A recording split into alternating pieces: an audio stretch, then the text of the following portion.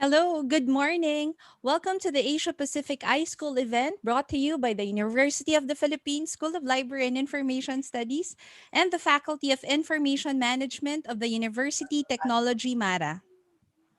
The theme for the theme for this event is Advancing LIS Education and Research in the Time of COVID-19 Pandemic, the Asia Pacific iSchool Experience. I am Dr. Iliana Khairuddin, lecturer at UITM, one of your hosts and moderators this morning.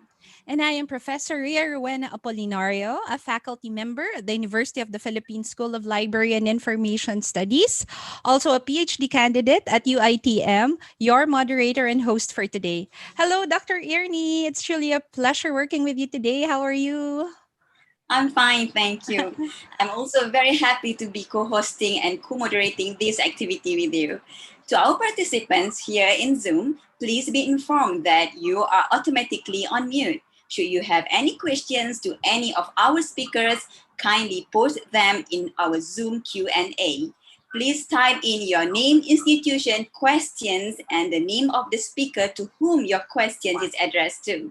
If you want to say hello to your colleagues and fellow friends, kindly utilize the chat button here in Zoom. To our panelists, please do not forget to put your microphone on mute when you are not presenting. Thank you so much. Once again, this is the Asia Pacific iSchool event brought to you by the University of the Philippines School of Library and Information Studies and the Faculty of Information Management of the University Technology Mara. Welcome to all our participants who are joining us today. We have students from New Zealand, Malaysia, Philippines, China, and other parts of the world. We are also live on YouTube via the UPSLIS YouTube channel. Thank you once again and welcome to all of you. We are looking forward to a wonderful and fruitful sharing of experiences and researches among the schools this morning. And to formally welcome us all and give us a brief background of how this activity was born, may I now call on the Dean of the Faculty of Information Management, University Technology Mara, Professor Dr. Sohaimi Zakaria. Thank you, Prof. Ria and Dr. Irni, for being the moderator for our session this morning. It's very heartwarming, actually, to see familiar faces and colleagues coming together to grace this event. Good morning, everyone. On behalf of Professor Mary Grace Golfo Barcelona and her team at the School of Library and Information Studies, University of the Philippines, the Librarians Association of the Philippines, and my own school, iSchool at UITM.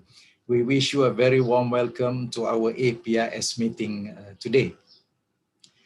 This is normally the time for our business meeting among the APIS schools, but today we have turned it into a special meeting with the team that was mentioned by Dr. Irni just now. We also would like to thank all the presenters, the contributors for making time and also contributing to this event. And also for colleagues from the various parts of the Asia Pacific region for tuning in to our session today. I hope we'll all have a wonderful and fruitful discussion ahead today. Thank you very much.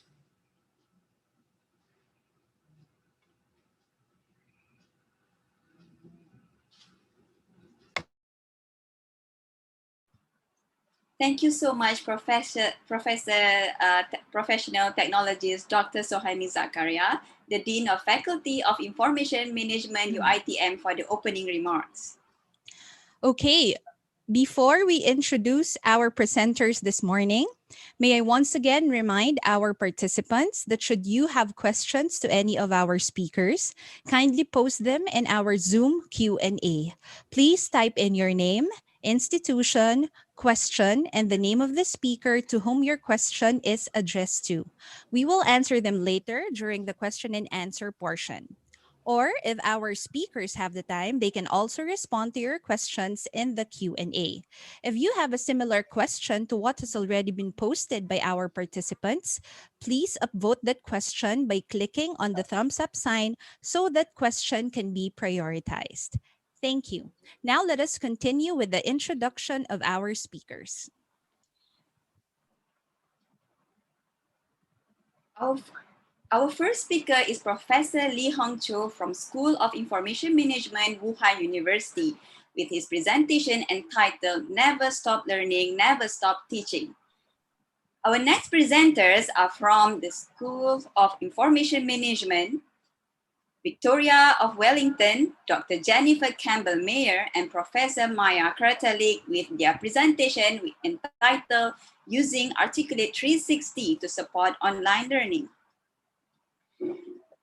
Lastly, our third speaker is Dr. Abdurrahman Ahmad from the University Technology Mara with his presentation entitled Navigating TNL Through COVID-19 UITM Experience. To Hello, our speakers, please be reminded that you are given 15 minutes for your presentations. Ladies and gentlemen, I present to you Professor Lee Hong Cho from Wuhan University. Please. Thank you. Thank you very much. Let me share my screen. Okay, please give me a signal if you can see my slides. Yes, we can see it. Well, thank you very much. Thank you very much for this event. My name is Lee Hong Zhu. I'm a professor and associate dean at the School of Information Management at Wuhan University. And today I would like to talk about my experience. And the topic for my talk today is never stop learning and never stop teaching. And the novel coronavirus is believed to have first surfaced in one of the seafood market in Wuhan, which is literally 15 kilometers away from where I live. The lockdown happened on the 23rd of January. The whole event was surreal because we never had a lockdown ever before. And then the feeling was so mixed because we don't know what to do and we don't know how to beat the virus. And then I feel fear because I just had a dinner with my friend a few days ago before the lockdown. I fear I may carry the virus.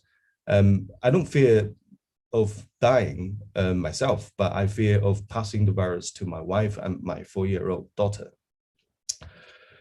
I think we should consider ourselves as lucky because at the time when lockdown happening, all of our students were not on campus. Actually, they were having their winter holiday. So if we think about if we have 50,000 students on campus at that moment, things could get easily out of control. But this, if you can see this picture, this feels strange, even scary, because you can see no one in the campus. Even during the Cherry Blossom Festival, which is very famous in China. And every year we attract millions of visitors to visit Wuhan University just to see this cherry blossom. But for year 2020, there were literally no one. We also feel very lucky because no one in the Wuhan High School was infected with the virus. I'd like to take this opportunity just very briefly to talk about my school. It was established in 1920 as the Boone Library School, and it became the School of Information Management, Wuhan University, since year 2001. It is the largest, oldest, and the best LIS education in China. We currently enroll 2,000 students, half of which are undergraduate students. Now let's go back to what was happening during the lockdown. So 7 days after the lockdown, on the 1st of February, the university announced that the new semester will start as planned, but completely on virtual platform. I remember my feeling was, I really don't want to be bothered because I really don't want, go back to work during the darkest day in my life. And then I just realized that at this difficult time, we are not healthcare professionals. They are the real heroes fighting on the front line. We cannot fight on the front lines, but at least we can do is to do what we are supposed to do, which is to teach and to be with our students. On 17th of February, that is 24 days after the lockdown, the new semester started. The university managed to provide a teaching platform, which is this one. It is completely web-based platform, which is very strict, not very easy to use. And then we quickly switched to alternative video conferencing or social networking tools, which we feel much more flexible and make our communication with students much easier. So we had to improvise during the lockdown because we were locked down in our respective homes. Let me remind you that we were locked down during the largest festival, which is Spring Festival in China. So we do not have access to our offices. So we have to teach with whatever things we have at the moment. Some of us have made pre-recorded teaching videos, which were really helpful. But most of us have to teach online at home, so you can see very awkward situations. You're in your house and you have to work. If you see this guy, this one of our colleagues, he is not actually from our school, but he decided to teach outdoors once the lockdown was lifted, which is in April. He said, why this is important? He said, we have to send a positive message to our students. Everything inside the university right now is okay. Everything is fine. And the pandemic has been passed in here. So students must feel more comfortable and more adjusted to teaching and learning. And soon we just realized that with internet technologies and teaching online, it offers different but wider opportunities for us. For example, like today, we can invite best people in our fields from around the world to talk to our students. For example, I invited Professor Michael Sido from the Berlin High School to talk to our faculties and students. And I think I will invite him much more often in the near future because he shares a very different view from how we teach here in Wuhan, in China. Okay, there is a very touching moment on 19th of March, which is a very difficult time for people in Wuhan, which is very tough time. An animation was released by one of our students after taking a Python class.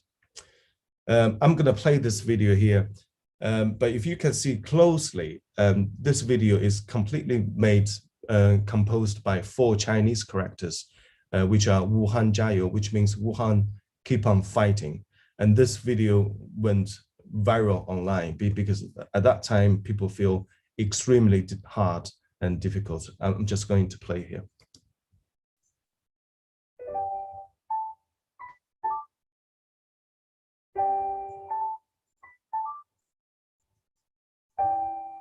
This is Cherry Blossom.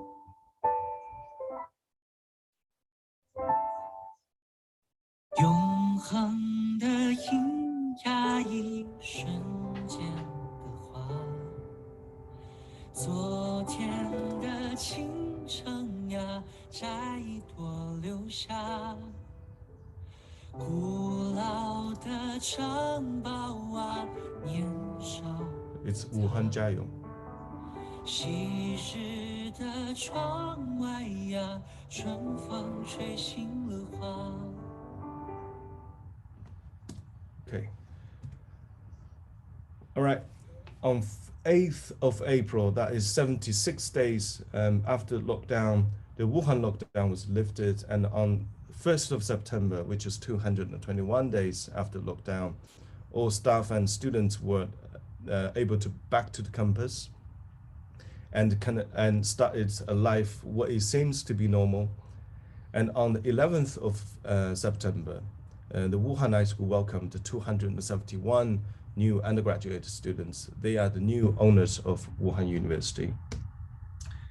And finally, I would like to say that we were not fully prepared to teach online, nor were the students were ready to study online. But if I think back, teaching online was probably the only approach that could work during the lockdown. And we had 80 courses completed online, 228 undergraduate students were graduated, and we also hold 315 oral defenses for masters and PhD students. And finally, in late June, a graduation ceremony was held in Wuhan University in a hybrid form for those who can manage to go back to the university, because we still have lockdown at that time. We still have lockdown in different areas in China. So for those who can manage back to the campus, they had a physical graduation ceremony. Thank you for listening. This is my presentation today. I wish I can invite you to visit Wuhan University in the near future, and I wish this pandemic will go away very soon and we will beat the virus. Thank you very much. Thank you so much, Professor Li Hongzhou. That was truly a heartwarming music that you played. And I can say that I think Wuhan handled the pandemic very well. And we all can relate with all the challenges that you've experienced there in Wuhan. Until now, we are on remote learning, and there is a steady increase of cases of COVID-19 here in Manila. But I hope, like what you mentioned, we hope that this will be over soon. Thank you so much for sharing that, Professor Li Hongzhou. For our second speaker, we have Dr. Jennifer Campbell-Meyer and Dr. Maja Krtalich from the School of Information Management, Victoria University of Wellington. Kia ora koutou, and thank you for inviting us to share our experience.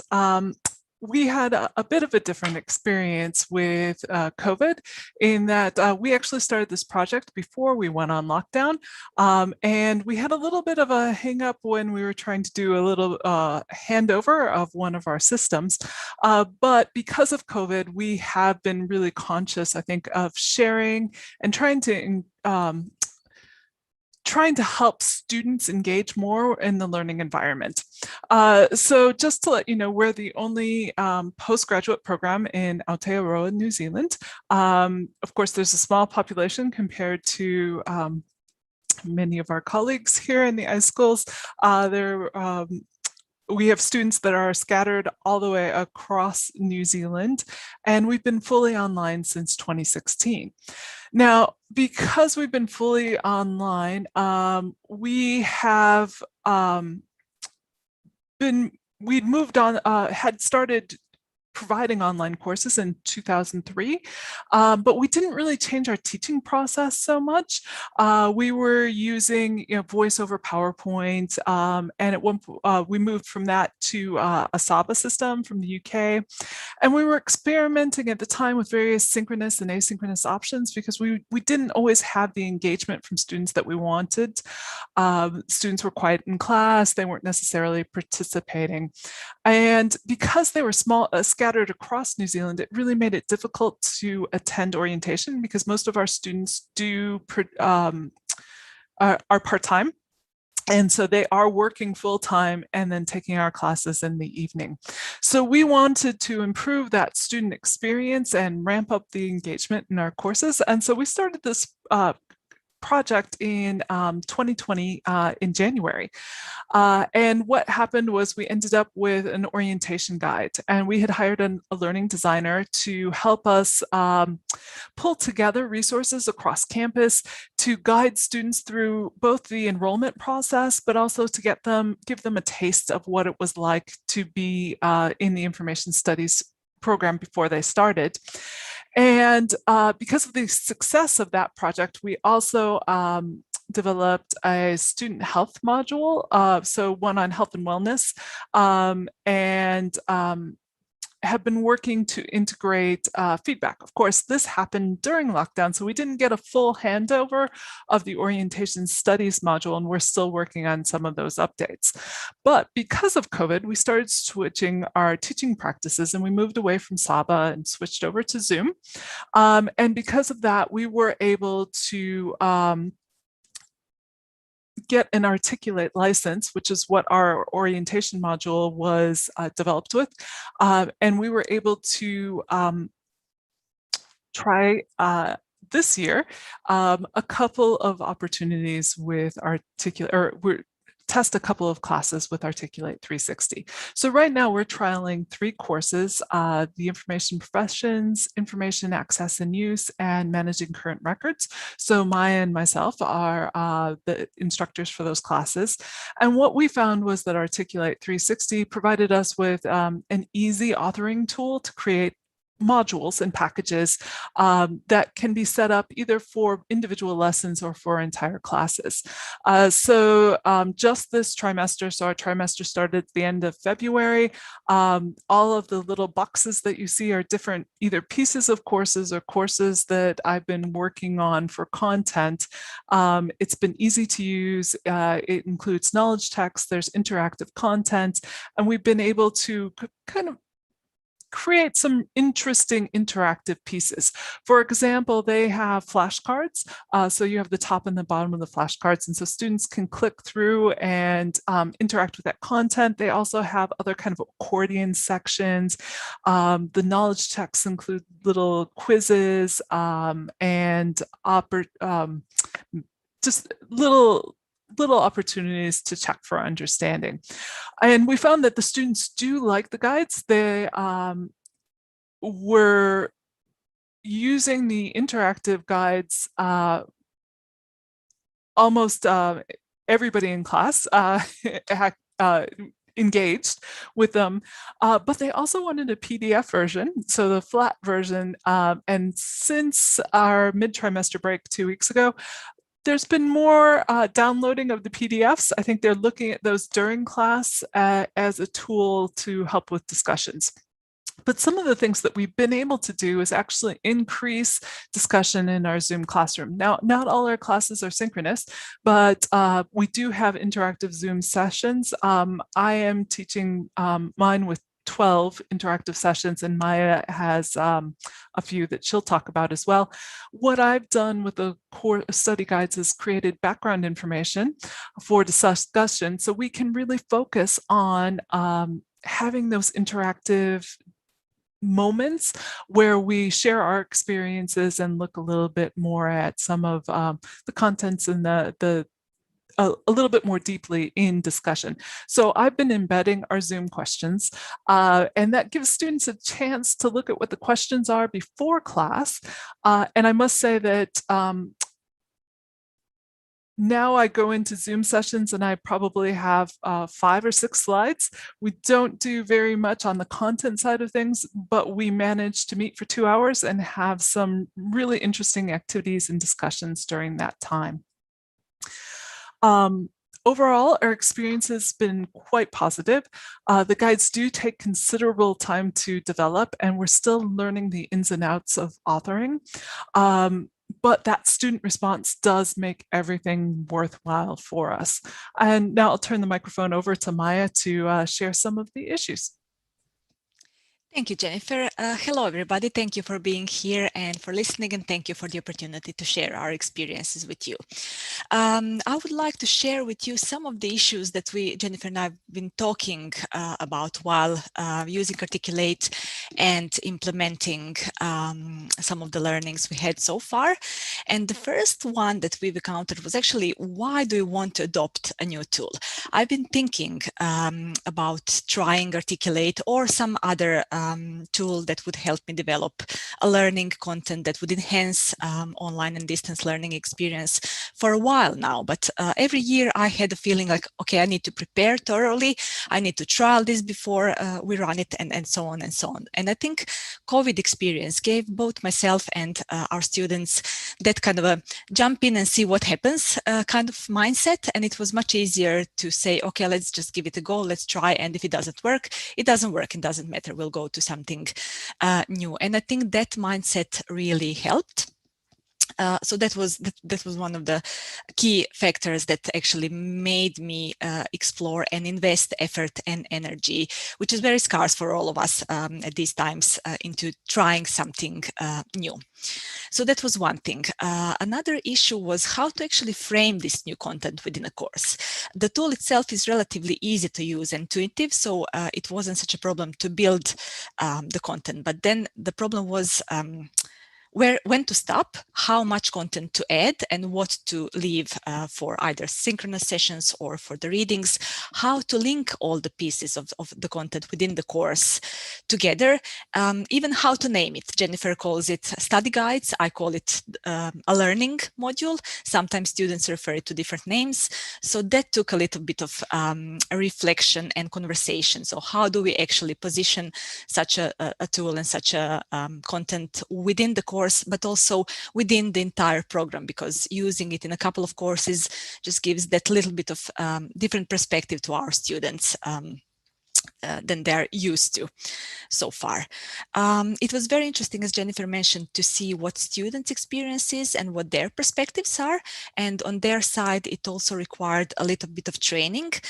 So how to use those guides. In my case, I often told them, you can use it either as an introduction to that weekly module, so just a brief summary of what we are going to be talking about and as a guide for reading the references, or you can use it as a summary at the end. And many students actually said that they use it in both ways, as a starting point and as an ending point at the end of the week.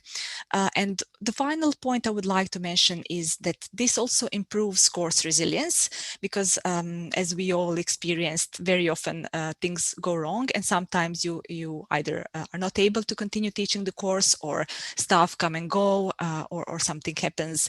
This way you have the basic content prepared, and it is easy for somebody else to pick up if they need to. So I think that also made our program far more resilient than it was before. So this is briefly what I wanted to share with you, and I think, yeah, we would be happy to answer any questions. Thank you.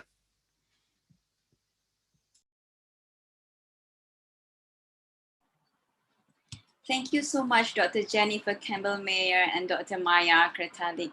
I guess it is a very interesting software that we can explore to support our teaching and learning process. All right. For our third and last speaker for this part, we have Dr. Abdul Rahman Ahmad from the Faculty of Information Management, University Technology, Mara. Please, Doctor. Thank you, Dr. Ernie, the moderator. Let me share my screen first.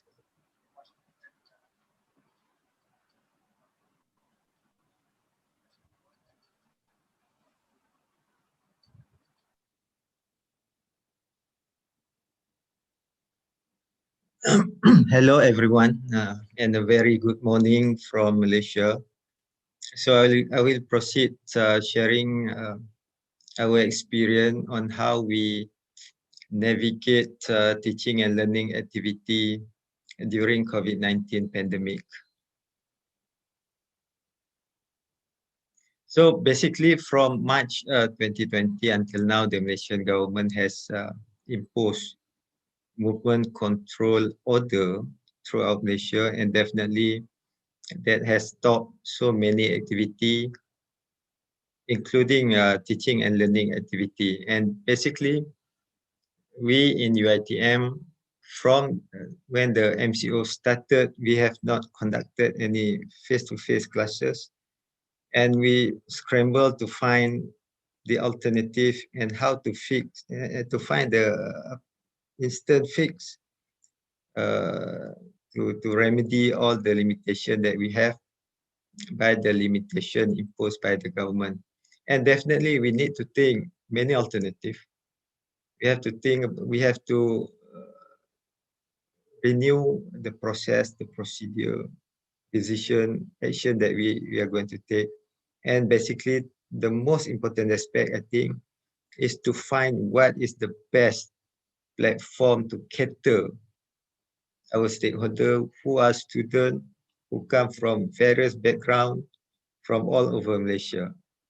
Let me share with you some information about our institution, about my university.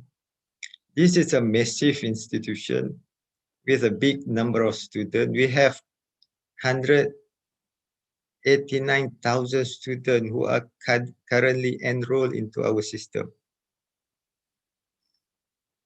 We have almost 500 academic programs. We have 8,686 academic staff spread across 35 campuses, 24 faculty, and 9 academic centers. Definitely, our job is massive, and sometimes definitely is going to be messy as well. But in order to cater the different needs and capacity of our students, we need to think of an approach which are holistic. So the approach that we chose basically are guided by the most important aspect in the system that we use is the inclusive education. The inclusive education become the umbrella to balance the process and the instrument that we adopt. And definitely with the initiative that we have invested, we expect to see the result and the outcome. So when you look at when you look at the holistic approach that we have the process, we have the result, but in between it has to be balanced definitely by conscience definitely, because we need to cater the different capacity of our student that could be more than 100,000 of our students scattered across the country.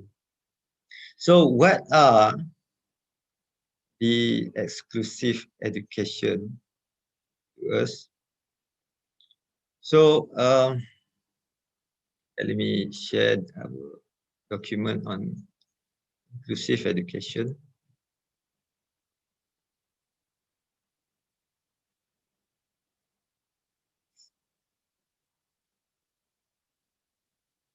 All right, it's okay. I cannot click the link of this document. Okay, it's okay. So basically, the exclusive education rely on two main principal aspects that we hold on to. One is universal design for learning, UDL, and another one is universal design for instruction. And this principle of UDL and UDI encompasses of the aspect of equality, equity, as well as the flexibility.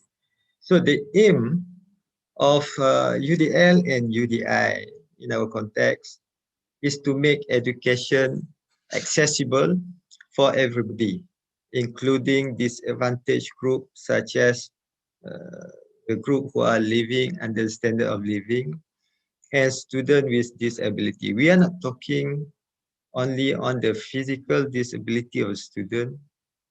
We also consider students with other aspect of disability, for example, financially disabled, digital divide group of students, geographically disabled and whatnot.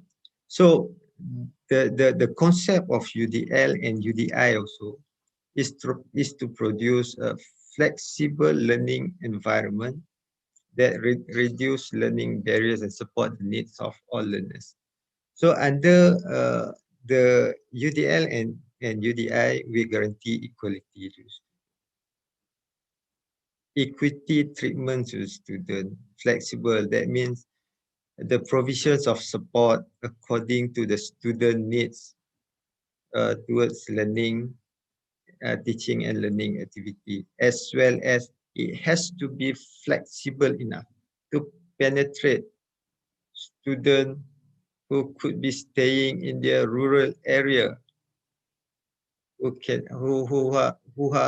are inhibited from coming to the campus. So how this concept work?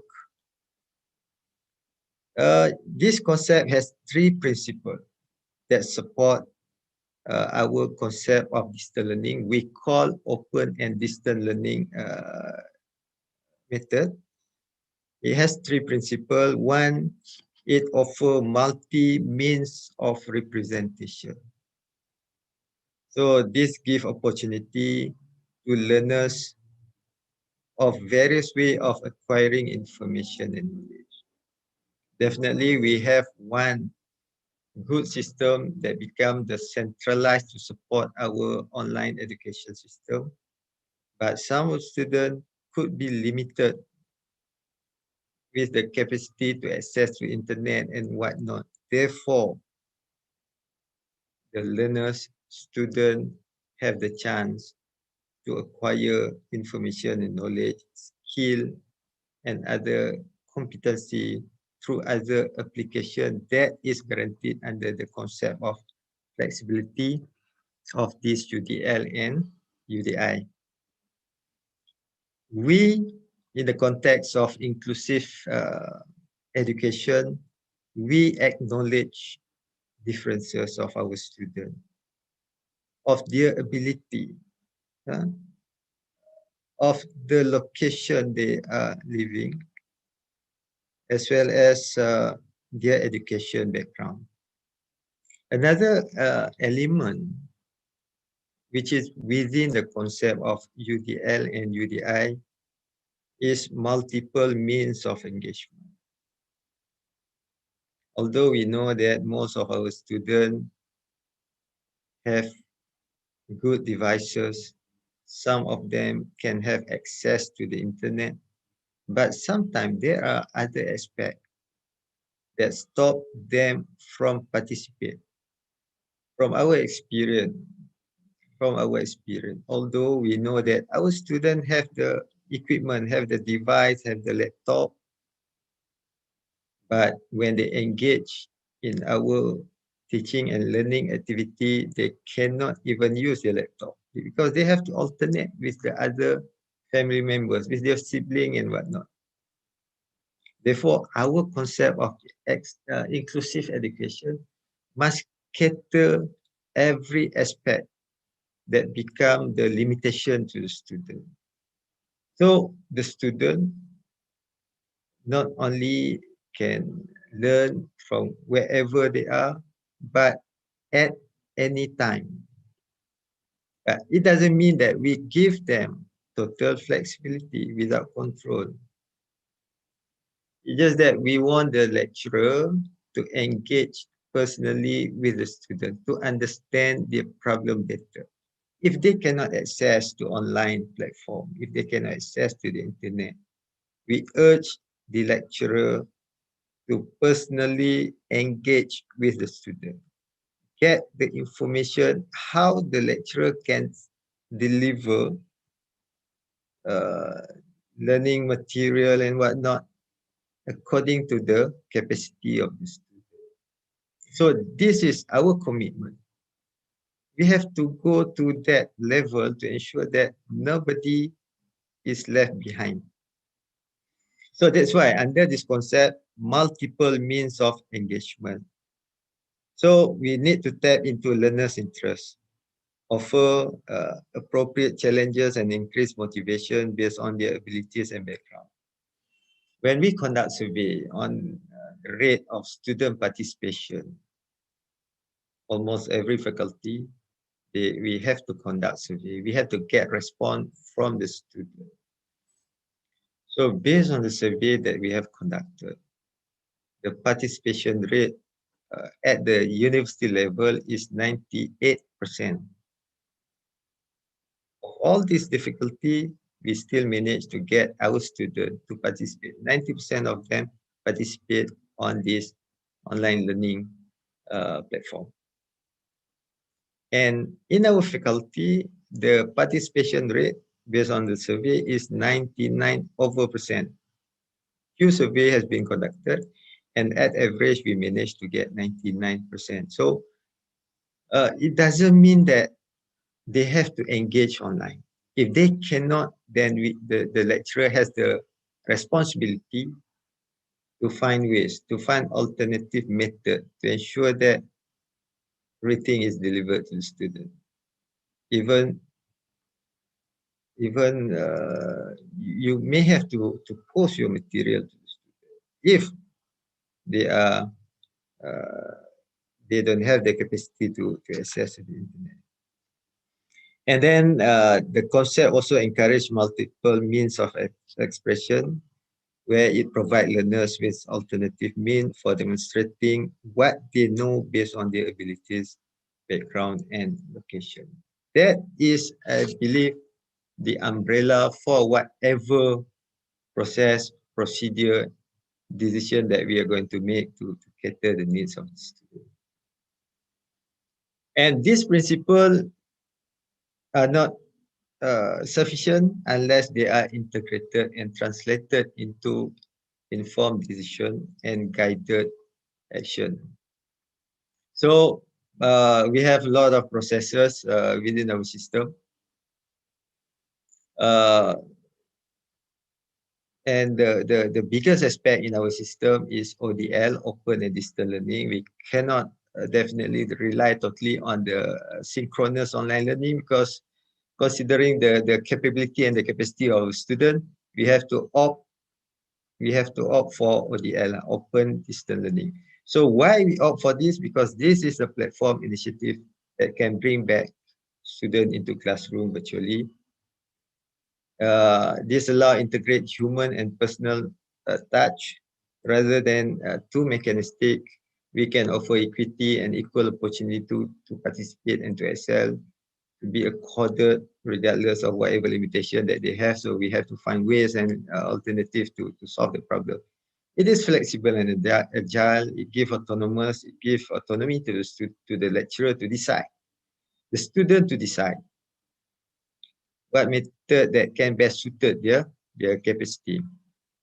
And of course, whatever process system that we use, we have to make sure that it is conformed to regulation and standard, conform to the course learning outcome, and what eventually student will attain, as what we have guaranteed in our course learning outcome. And it has to be coordinated with a massive activities that take place at the same time. That definitely can cause mix up. Sometimes it can be overburden to the student, and that can cause burnout and depression perhaps. And that's why we monitor. How we monitor? Definitely there will be a report to be produced after each session with the student. So to better guide the activity of the and learning activity in our institution, definitely we have the instrument to support, to reinforce, to coordinate and to guide. We have circulars, and we have 38 circulars that give impact to the whole university, that was passed by Senate, circular by deputy deans, deputy vice chancellor, and whatnot. So there are about 38 circulars being produced, and there are so many manuals and guidelines that are also being produced by every unit. The guideline for the student, for the lecturer, for content development, personal development, how they can cope with all this kind of new normal and whatnot. So we have a lot of manual and guideline. Definitely we have portal, online services, one-stop center to support student. Everything has to go online. And we use a lot of form and survey as well. And despite all these limitations, sorry if am I taking too much time now? You can wrap up in a while, Oh, Dr. Ara. all right. Okay, I'm about to wrap up. All right. Despite all this kind of limitation, with all kind of initiative that we have uh, invested, definitely we also expect result, and we are proud to announce that 2020, despite all those limitations, we achieved the best performance based on the UITM performance indicator. It's a big jump from last year. So what lesson that we learn here is that with this kind of limitation that stops so many options that we have, but there are also opportunity that can lead us to excellence and to ready us to future uncertainties. I think that's all from me. Thank you very much. Thank you so much, Dr. Ara. Wow, congratulations to you, ITM. You had a very good rating, no, for the Faculty of Information Management, and the concept of inclusivity that you mentioned a while ago. I believe it's really very important, especially now that we are in a remote learning setup. All right. And now the floor is open for your questions. We will allot 15 minutes for this portion. And once again, we would like to remind our participants that should you have any questions to any of our speakers, kindly post them in our Zoom Q&A. Please type in your name, institution, question, and the name of the speaker to whom your question is addressed to. And if you have a similar question to what has already been posted by our participants, please upvote that question by clicking on the thumbs up sign so that question can be prioritized. Thank you. Okay. Okay, I think we have question here. For the first question, it is from Ira or Lira from faculty. Ira, sorry. Ira, yes. Ira, faculty members of UPSLIS. I wonder how you stimulate engagement with students in synchronous session via Zoom, Google Meet, or any platform. Thanks. Yeah. I think that question, Dr. Ernie, can be answered by all of our presenters because it's really interesting. I think we're experiencing that problem. How do we engage our students, especially in this kind of remote learning setup? So I think let's start with Professor Lee Hongzhou. Yeah. Sir, how do you engage the students in this kind of remote learning setup? Every time we have synchronous sessions, it's really hard talking to the screen, right? So how do you engage the students? This is a very good question, and at the same time, very tough question. I had the experience when I was teaching, and I realized one of the students didn't mute his microphone. So suddenly he shouted, quick, shoot down the plane. That strikes me, this student was actually playing a computer game whilst I was teaching. This happens all the time, especially during online teaching. I think online teaching is a very new thing for all of us. And this question, I have to answer that. We need to have different sessions. For example, I ask questions frequently. So I just, have a name list and ask for students, what do you think about this issue? So I can have some mechanism to make sure they are following my instruction. Also, well, when I was teaching online, I have to make sure everyone is, logged in properly. So we have a sign up mechanism. So everybody have to sign in. We use a QQ sign in platform, so all of them can sign in. But this is very tough because students can zoom out frequently, even during class sessions, they can zoom out frequently. So I think this is very tough. This is my view, and I would like to hear my colleagues and from you and your experience. Thank you very much. Okay, thank you. Because I'm experienced that as well. All right. So how about Dr. Jennifer? How about in New Zealand? Well, we have used a variety of mechanisms, including letting students know what the questions are in advance. So having them in the guide has helped us a bit to get them to prepare and think about answers. But I just pulled up a list because I've been keeping track of what I've been doing in class. We've done some brainstorming, and we used Jamboard, the Google Jamboards, to use the little Post-it notes for brainstorming to answer a question. Because it's anonymous, that kind of helps. And we've used Google Docs as well, which I know not everybody has access to, but having an anonymous way to participate in some sort of spreadsheet or something has worked for us. I did mini group presentations where they had to self-select content and had 15 minutes to create a 3-minute presentation, and that worked rather nicely this year. We've done some demo work and scenarios, so providing them with a scenario and then asking how they might respond.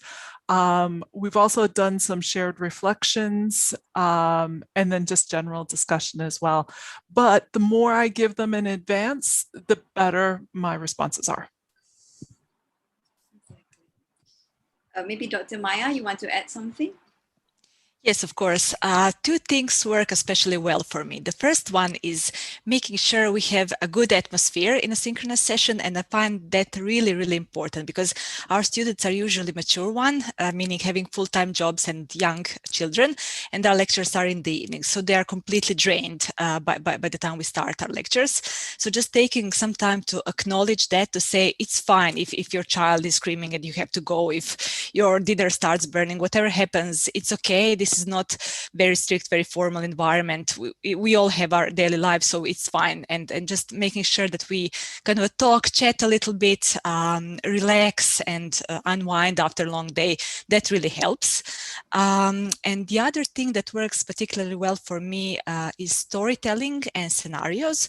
So I often divide my students into breakout groups, and I give them a scenario and say, imagine you are this character and you are in this kind of situation. And in that way, we go through the weekly content, and we do that every week. So the scenario evolves into a story. So by the end of the course, they kind of have this nice story that sticks better in their memory than anything formally written in the literature. So it gives them an opportunity to connect all the dots. Thank you. Interesting. Okay, Yeah. Dr. Ara, maybe you want to add? Yeah, sure. Thank you. I have quite a number of good suggestions proposed by the panel, but what I would like to propose sounds a little bit cruel. I think to get better engagement from the student, sometimes what I do is to assign the student with responsibility. And when we assign them with responsibility, definitely they will respond to the activity that we conduct in class. One way to assign responsibility, as mentioned by the panel before this, and another one, definitely gamification can help also. And when we assign them with the responsibility and activity to make them responsive in classroom, I think we need to assess them as well. We need to grade them. Okay, in the formal assessment, in kind of formative assessment, not to overburden them, but we try to make them attached to the learning activity that being conducted in class. Thank you. Hey, thank you so much, Dr. Ara. Those are wonderful sharing of experiences and how we engage our students to this kind of setup. I can see that one of our panelists, Dr. Atsuyuki, also has a question. But Dr. Atsuyuki, I'll call you for a while because there's a follow-up question regarding privacy issues. Okay, so I would just like to ask, since we are in this setup, our students are online, we have the synchronous sessions. How do we deal with privacy issues of our students? Let's say they don't want to turn on their videos. How do you administer exams? And sort of those things. I would like to ask Dr. Jennifer and Maya for that, because I know you have been fully online since 2016, so you fairly have a good experience already in terms of this kind of things. I'll jump in quickly. We had a discussion because I think it is an equity issue. It's one thing for me to share my living room, which I do when I teach at night, but it's another thing to make my students. So I let them choose whether they're going to have their cameras on or not. I do ask if we move into a group setting, that they do turn their cameras on in breakout rooms, not because, just so people know that they're there. If there's a tech difficulty or somebody drops out, that that person has just moved away, and that makes a bit of a difference. We don't do exams. Most of our content is either some sort of a project or essay or discussion boards or some other type of assessment. So that cuts down a bit on the cheating side of things, if that's part of it. But we do take things seriously with the students, because I do think that like Maya had mentioned, people do have their children and their pets, and they may be in a space that's not their own, and that makes a difference. And maybe Maya has something else that she does. I think Jennifer summarized most of the things. I would just like to add one more thing that is not really so much privacy related, but it is something that in a face-to-face teaching environment, we would be very cautious of. So health and safety issues, if something happens to a student in our classroom, you would be able to react, call for help and so on. While often in Zoom, if they don't use their cameras, if they don't use their sound, you have no idea what's happening with them, and they can just wander off and play video games if they want, but something might really go wrong. So we do go through that in our first lecture, just saying, give us, especially if you have a health issue and if you are alone in your apartment, do let us know in advance what can be done and how we can monitor and make you stay safe during the lecture as well. So just wanted to add that. Thank you so Yes, go I'll ahead, point Dr. out that, Jennifer. sorry, when she said that, it just reminded me that, we have had earthquakes and fire alarms and everything else from both the teaching side and the student side. So yeah, one of the things we do stress is your safety is a priority over being in the learning environment. I totally agree with that. Thank you so much for sharing those, Dr. Meyer and Dr. Talich. Professor Zoe, do you have something to add with regards to, dealing with privacy issues? We take privacy very seriously, and if students do not want to speak and do not want to turn on camera, we are not going to force them to do so. And we respect their privacy. If they say they are not comfortable to doing anything, I'll just stop doing that, or ask for someone else who is willing to do this and who wants to share with to turn on camera or microphone. That's completely fine. But one thing I have to make sure is that they are constantly following my teaching. So I have to, constantly ask questions to check if they are following my instruction. Yeah, thank you, Professor Zoe. Dr. Ara, would you like to add something? Yeah, I agree with Prof. Zoe. We don't really force the student to turn on their video, but we constantly engage them, ask them question, assign them with kind of responsibility. And at UITM, we also ask the student, I'm not sure whether this is a practice in other part of the world, but we have the form we have a document that requires students to sign. We call that UiTM Academic Integrity Pledge, whereby they have to sign the document that that will give them some responsibility towards some ethical aspect when they are on online learning platform. So this is what we practice. We use form as well. Okay. It's not to punish them, but just to make sure that they are tied with the responsibility. Yeah, thank you so much, Dr. Ara. Thank you everyone for sharing those. Now may I call on Dr. Atsuyuki?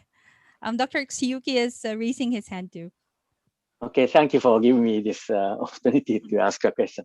So I think in some perspectives, in some sense, the pandemic is a good opportunity for us to design the better classes.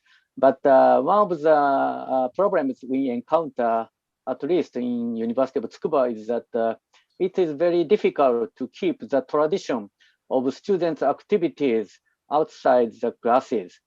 So do you have similar experiences? And if you have any idea to deal with these issues, let me know, please. This question is all the speakers.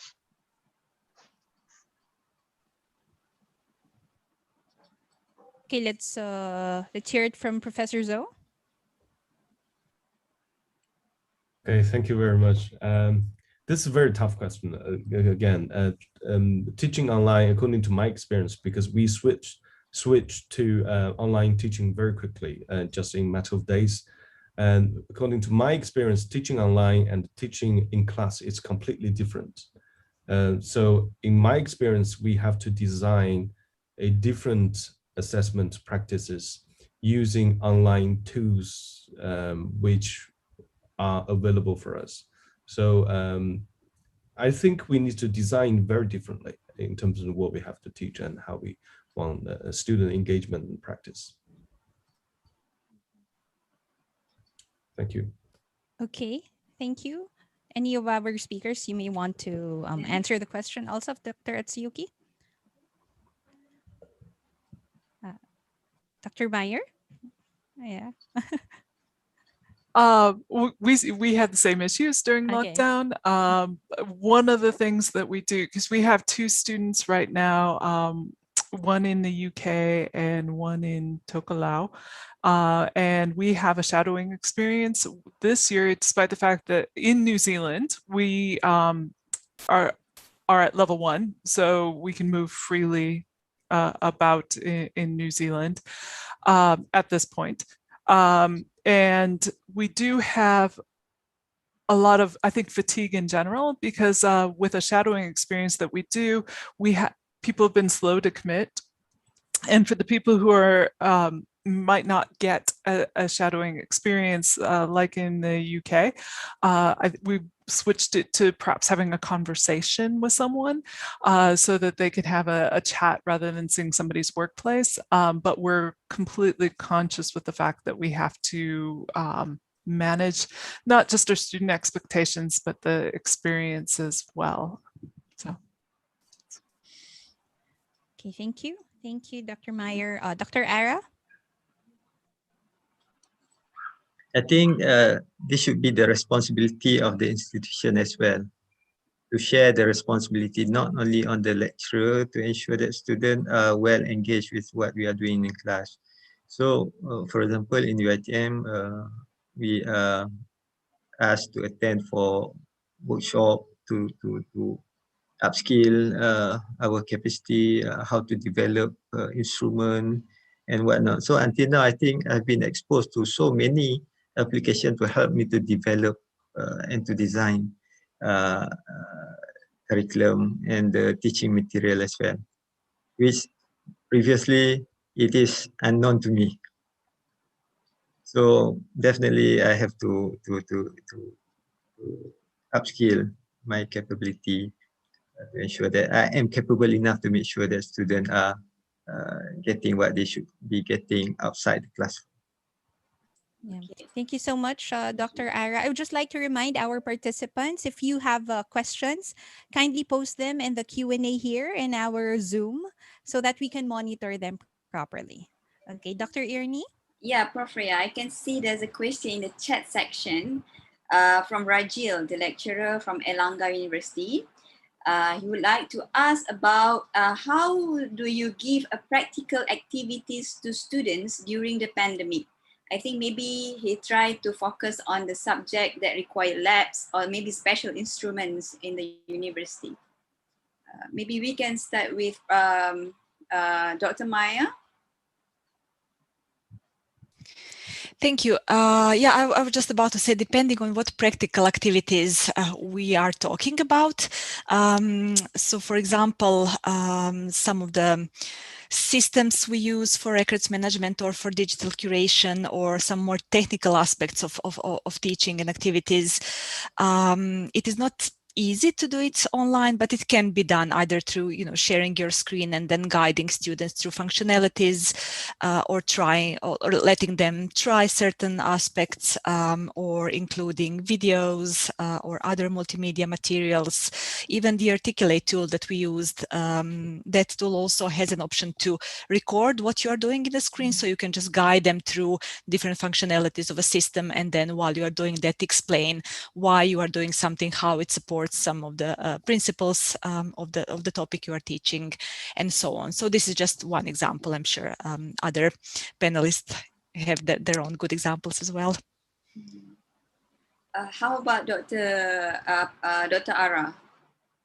To me, I think the lecturer himself or herself has to be resourceful to identify the alternative solution for that problem. Based on our experience, we try to make sure that the lecturer will utilize whatever alternative solution. Otherwise, if that is not possible, then for courses that require physical attendance, face-to-face activity, for example, lab, kitchen, and whatnot.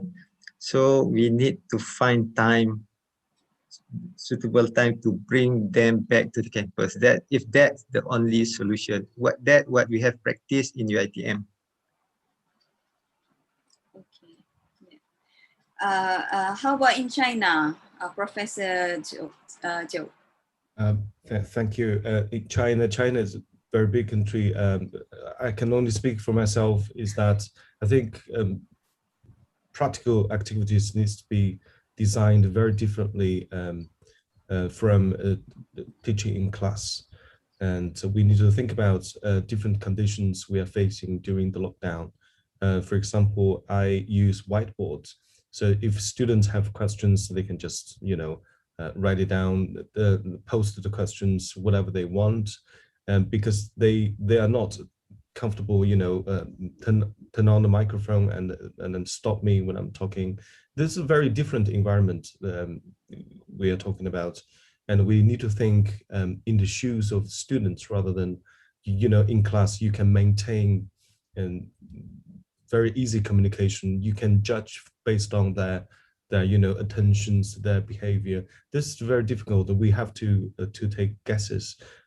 So I think we need to find a way, maintain interaction and think very differently. That's my answer. Right, thank you. I have one good question here in the Q&A section. How do you unwind after work and reduce the Zoom fatigue? Yes. Maybe we can start with Dr. Jennifer. Yeah, how do we unwind? That's right. Yeah, sorry, unwind, sorry. We're very busy these days. And Yes. truly it's well, for us teachers, it's more, I don't know if it's more tiring working from home, no, doing the remote setup. We're not used to this kind of setup, at least for us here in the Philippines. So that's a good question. And this question has been upvoted several times. So I think most of our participants would like to hear your thoughts about it. How do we unwind after work and reduce Zoom fatigue or any other platform that we use in teaching? Okay, Professor Dr. Ara. Let's start with Dr. Ara. literally, I think I do nothing except something that I like most. So this is the only way. When I am done with my teaching and learning activity, you have to take time to give your time a break and get a good relax and do something that you like. Definitely, that is I think the basic solution to those kind of fatigue after tedious and activity. Right. Thank you, Dr. Ara. We really have to relax, right? Okay, and we have several ways of relaxing. Okay, Professor Zoe. Well, I think having a long coffee really helps. And if my wife is not around, I secretly have a cigarette. Okay. That's my answer. Thank you. Is your wife watching right now? She's Oh no. not. No, Okay, right. okay. Okay. That's safe. Thank you, Professor Zoe. Dr. Meyer? I would end up going for a walk if you can. I think going outside was really nice when we were still at home, and I've also tried to take up many crafty hobby type things, but I have not finished anything. So I'm trying to find the right one, I guess. Okay. Dr. Maya? That's a really tough question, and I don't have a good answer. The only thing, I like to read a lot, so that helps me just turn off all the screens and focus on actually paper and written word on it. But another thing that really helps is just to tell myself, okay, I did the best I could today, and I know it's not what I wanted. I know I could do better, but it's fine for now. It's fine for this year or next year. Things will get better. So that helps. That's right. And in New Zealand, you're already on level 1, so movement is a bit easier for you. Okay, unlike us who are really required to stay home.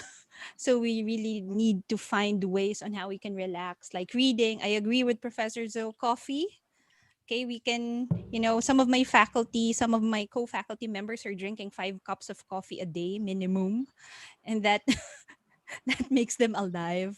For some of us, we love taking care of plants and so on.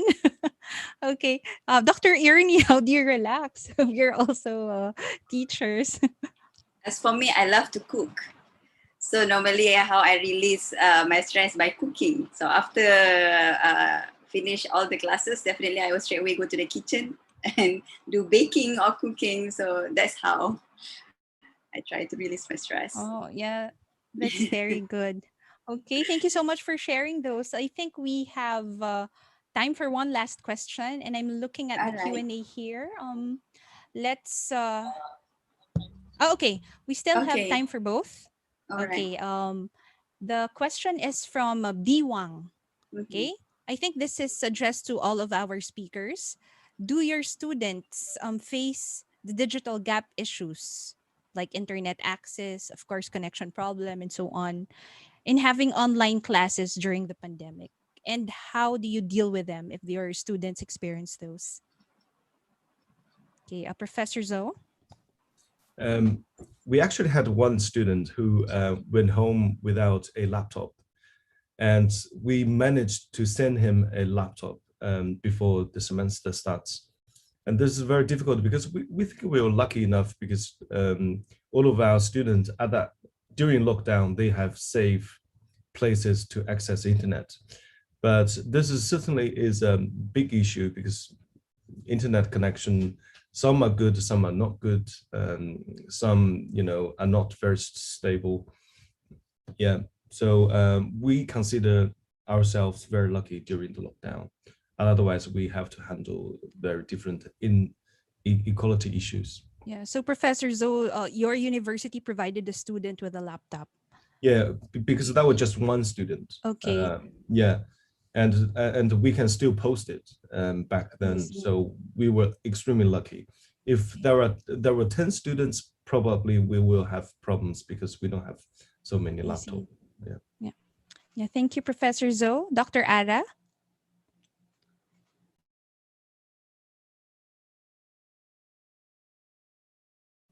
You're on mute, Dr. Ara. That is definitely our biggest concern. Not only with the access to the internet, some students, they don't even have the device. So we have to find a solution, and we have quite a number of packages offered by the university, especially to reduce the burden for students to subscribe for a data plan. So the university has allocated certain funds so that the students who don't have means for that, they can apply for the funds. The government also have introduced quite a number of good package so that students can subscribe to that. And a few days ago, as what Prof. Lee Hong experienced, we also distribute about five laptops to students. We deliver to them because they don't have that to support their learning activity, not only on the internet but also the device itself.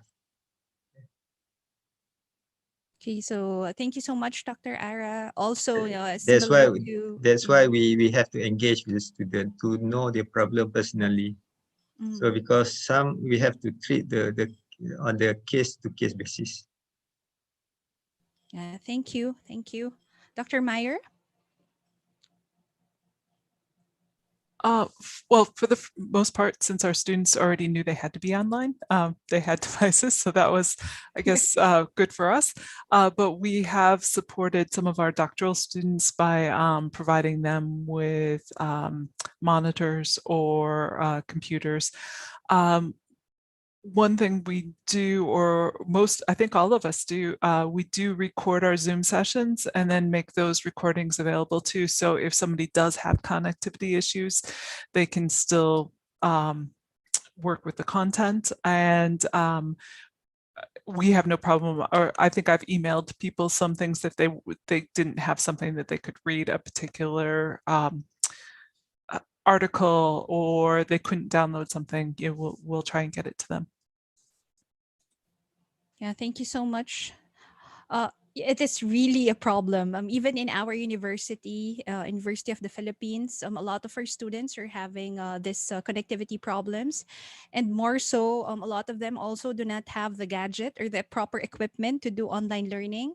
That's why we also tapped our alumni association. So we have the alumni association has this program. They look for sponsors of laptop or any like internet connection fees so that we can provide them to our undergraduate students. So it's really a problem, and I think a lot of universities, a lot of students are experiencing it as well. Okay, Dr. Ernie, we still have one question. Oh, you're on mute, Dr. Ernie. Okay, so we have one question here.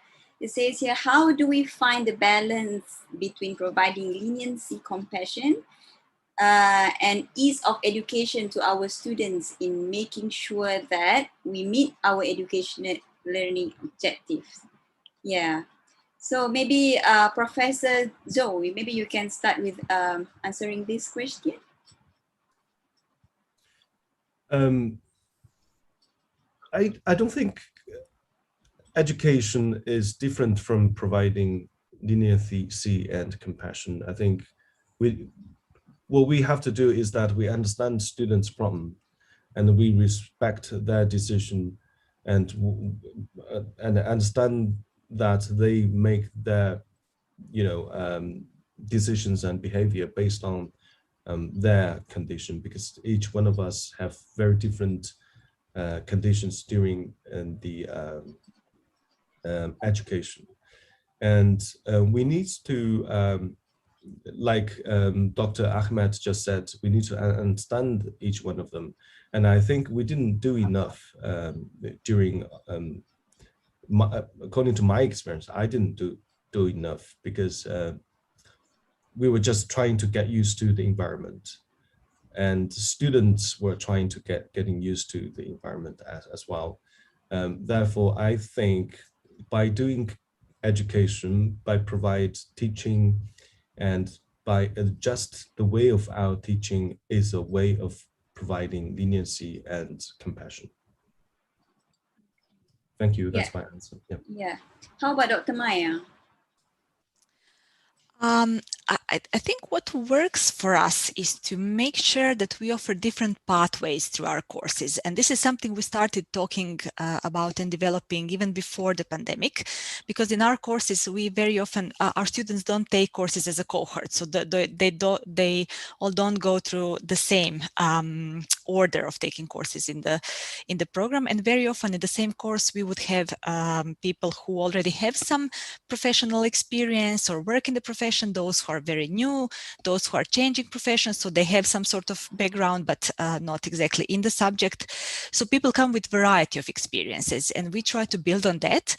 And when we design assignments and the way in which students can interact with the course material, we try to aim to offer several pathways. So one pathway for those who are very new to the profession, meaning that this is maybe additional literature they might want to read.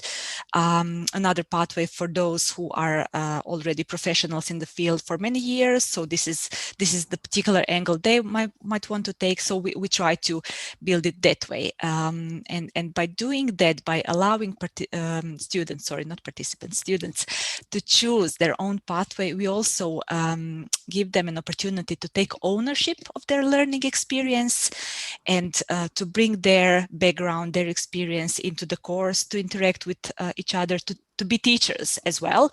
And that works quite well because it gives them that feeling of compassion and easy way to education while maintaining focus on the learning objectives of the course, but also the learning objectives they set for themselves for that particular course. Dr. Jennifer, do you have something to add? No, I think Maya did a great job of explaining it. But yeah, I think that we do try and be empathetic and try and I think we can acknowledge that, I mean, just from the questions that were here about how difficult it is to unwind from Zoom, that perhaps we take that into consideration as well. How about Dr. Ara? In the context of being lenient to students, I think the concept of equity is very important, as what we have incorporated in our concept of UDL and UDI about equity. Equity means you have to treat them fairly based on what they deserve. If they deserve a kind of credit, definitely they deserve for that. But definitely the concept of fairness is about putting the right time at the right place to the right person. Even if we are lenient, doesn't mean that we would be unfair to the rest of students. We have to be equitable in our treatment to the student. I think that's the most important aspect. Thank you. Yeah, I believe there should be an integrity in each individual in doing the teaching and learning in this kind of situation. All right, so Prof. Rhea, so I think that's the questions. Yes, Yes. that's right. And no more Okay. questions. And I'm looking also at the chat if there are other questions posted. I think we already answered all of them. And for our participants who still have questions, you can still post them in the Q&A, and probably our panelists for this first part of the presentation can still answer them if they have time. Okay, we have a very fruitful discussion for the first Exactly. part of our presentation. Yes, exactly. All right.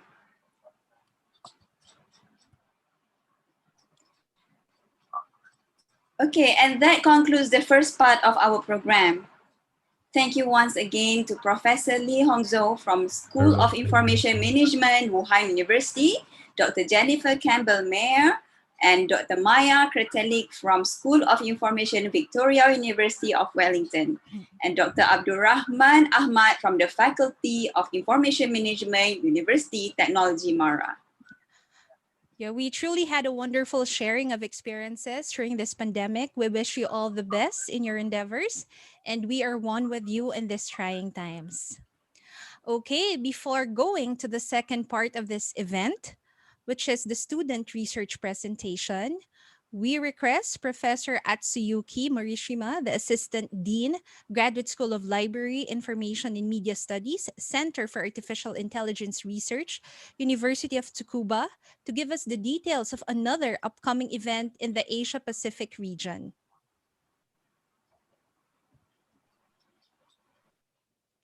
Yeah. Dr. Atsuyuki. Okay. Thank you. Thank you for giving me this opportunity to announce, share this information with all of you.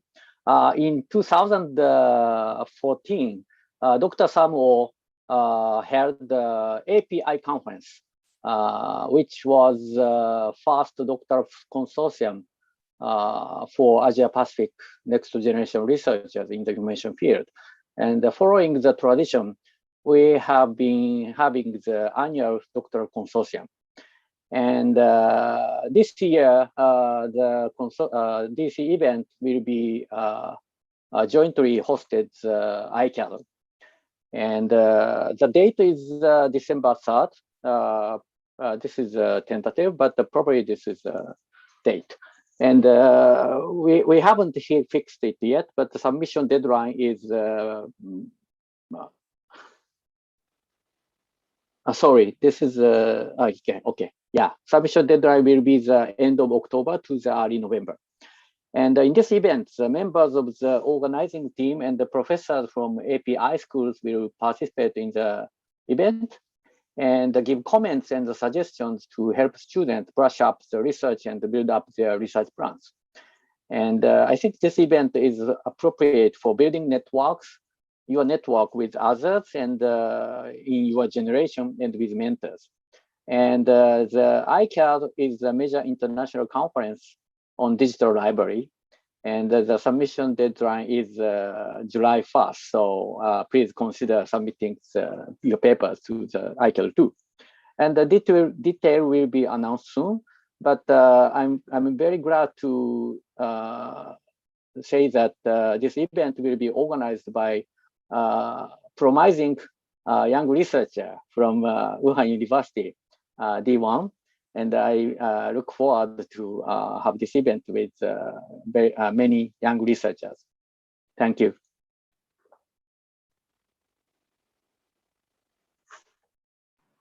Thank you so much, Professor Atsuyuki Morishima. And now we move on to the second part of our activity this morning. And to those who just joined us once again, this is the Asia Pacific iSchool event brought to you by University of Philippines School of Library and Information Studies and the Faculty of Information Management, University Technology Mara. Our theme is Advancing LIS Education and Research in the Time of COVID-19 Pandemic, the Asia Pacific iSchool Experience. We are also streaming live on YouTube via the UPS LIS YouTube channel. Yes, and at this point, we will be hearing various research of graduate students from Wuhan University, Victoria University of Wellington, and the University of the Philippines School of Library and Information Studies. We are truly excited to hear their studies and learn from them too. Absolutely. And before we begin, I just want to remind our participants that should you have any question to any of our speakers, kindly post them in our Zoom Q&A. Please type in your name, institution, questions, and the name of the speaker to whom your question is addressed to. If you have a similar question to what has already been posted by our participants, please upvote the question by clicking on the thumbs up sign so that the question can be prioritized. Thank you. Okay, thank you, Dr. Ernie. And now I present to you our three graduate students. From Wuhan University, we have Ms. Jia Yun Wang, a PhD candidate, who will be sharing her paper entitled Chinese PhD Students' Perception of Predatory Journals, a Survey Study. Next, we have Mr. Kingsley Ehajirika with his paper entitled Research on Social Media Strategies for Marketing in University Libraries, Lessons for Post-COVID-19 Teaching and Research from Victoria University of Wellington. Finally, we have Mr. Gideon Cascolan from the School of Library and Information Studies, University of the Philippines. His paper is entitled Debiasing Through Information Literacy Programs in Academic Libraries in the Philippines. Once again, let me remind our speakers that you have 15 minutes each to deliver your presentation. Thank you. So now, let's hear it from Ms. Jia-Yun Wang. Hello, everyone. My name is Jia-Yun Wang, and now I'm going to share my screens. This one. Yeah, can everyone hear my screen? Watch my screen, sorry. Yes. And let's begin. So, hi everyone, my name is Jia Yun, a third-year PhD student of Wuhan University. It is indeed a great pleasure for me to share my studies here. And my title of my research today is the Chinese PhD students' perception of predatory journals, a survey study. Before the research, I think two backgrounds are significant. The first background is that the sustained economic development and increased investment in research in China lead to the growing output of research publication in the past few years. And in 2018, China overtook the United States as the world's most prolific scientific researchers, publishing an average of 305,000 papers per year. The second background is focused on the Chinese PhD training. Statistics shows that China has more than 424,000 PhD students. And furthermore, in recent years, a growing trend called PhD by publications, which ties the publication output of research, doctoral research to assessment of research productivity and quality, has begun to the mainstream mode of Chinese PhD training mode. PhD students are required to publish a certain number of papers to qualify for a degree. Therefore, PhD students are under great pressure to publish papers, and some of them are the most productive researchers in China. Chinese PhD students are up-and-coming researchers whose attitudes toward predatory journals will affect the reception of Chinese scientific output and the future of open access movement in the country. Hence, we raise our research questions on the attitudes of Chinese PhD students towards predatory journals. Specifically, three research questions are raised. Firstly is that, do Chinese PhD students know about predatory journals, and from where they know about that? The second question tries to find out whether PhD students mix predatory journals and open access journals. The last question is about the submission motivation and behaviors. For the method, a 9-question questionnaire was delivered on the multiple online communication platforms, and a total of 347 responses were received. And in the end, 332 responses were retained for analysis. As the demographic data show that male respondents were more numerous than female respondents, and the majority of respondents from the top universities. Well, the top universities in China refers to universities which included the Project 985 and Project 211, initiated by the Chinese government. Non-top universities and other institutions included higher vocational school, technological colleges, and other universities. Besides, most respondents were from the natural science, social science, engineering, and smaller proportions from humanities, medical science, and other disciplines like physical science and the arts. So here goes to our results. When we asked respondents whether they know about predatory journals, only 18% of respondents said yes, and the rest 82% of respondents say no. If respondents chose no, the questionnaire automatically opened an explanatory note to clarify what predatory was meant. Besides, in the questionnaire, we invited participants to list who said yes to list predatory journals they knew of. But for some reasons, I can't name the journals here, but I would like to share some notable results with you.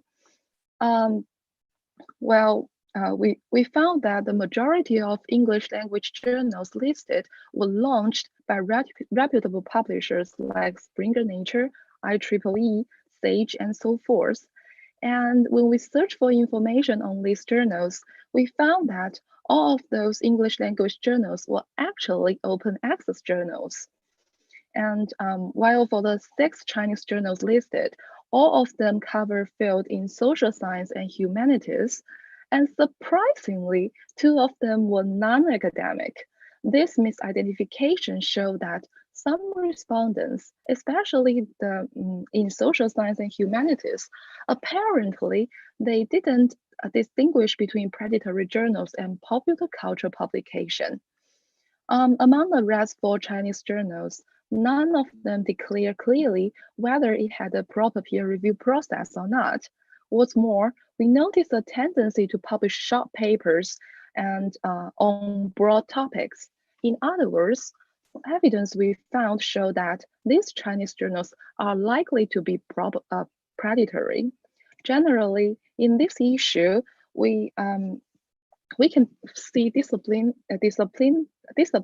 differences that listed predatory English language journals cover field in STM, while Chinese journals listed were in humanities and social science. We want to suggest one possible reason for the difference. Unlike respondents in STM, respondents in humanities and social science tend to read and publish their work in Chinese journals. Hence, they may know more about Chinese journals than researchers in STM, who are more likely to submit their work to English language journals. Then we asked those respondents who had heard about predatory journals from where they know about predatory journals. As expected, the most respondents heard of predatory journals from invitation emails. Then were the social media mentors and peers, which were predictable. I would like to explain the offline advertisement here. It is normal to see flyers advertisement about journal publishing services pinned to bulletin boards or put up around places where students gathered or passed through. This advertisement always guaranteed that there were editors to help authors to editing the paper, and the paper will publish in a short time. For others, the last option, some respondents cite Baidu Baike, which is a Chinese collaborative editing and web-based encyclopedia owned by Chinese searching engine company Baidu. For this result, we suggest that if the information literacy of respondent was insufficient, the PhD students were under great pressure to publish their paper.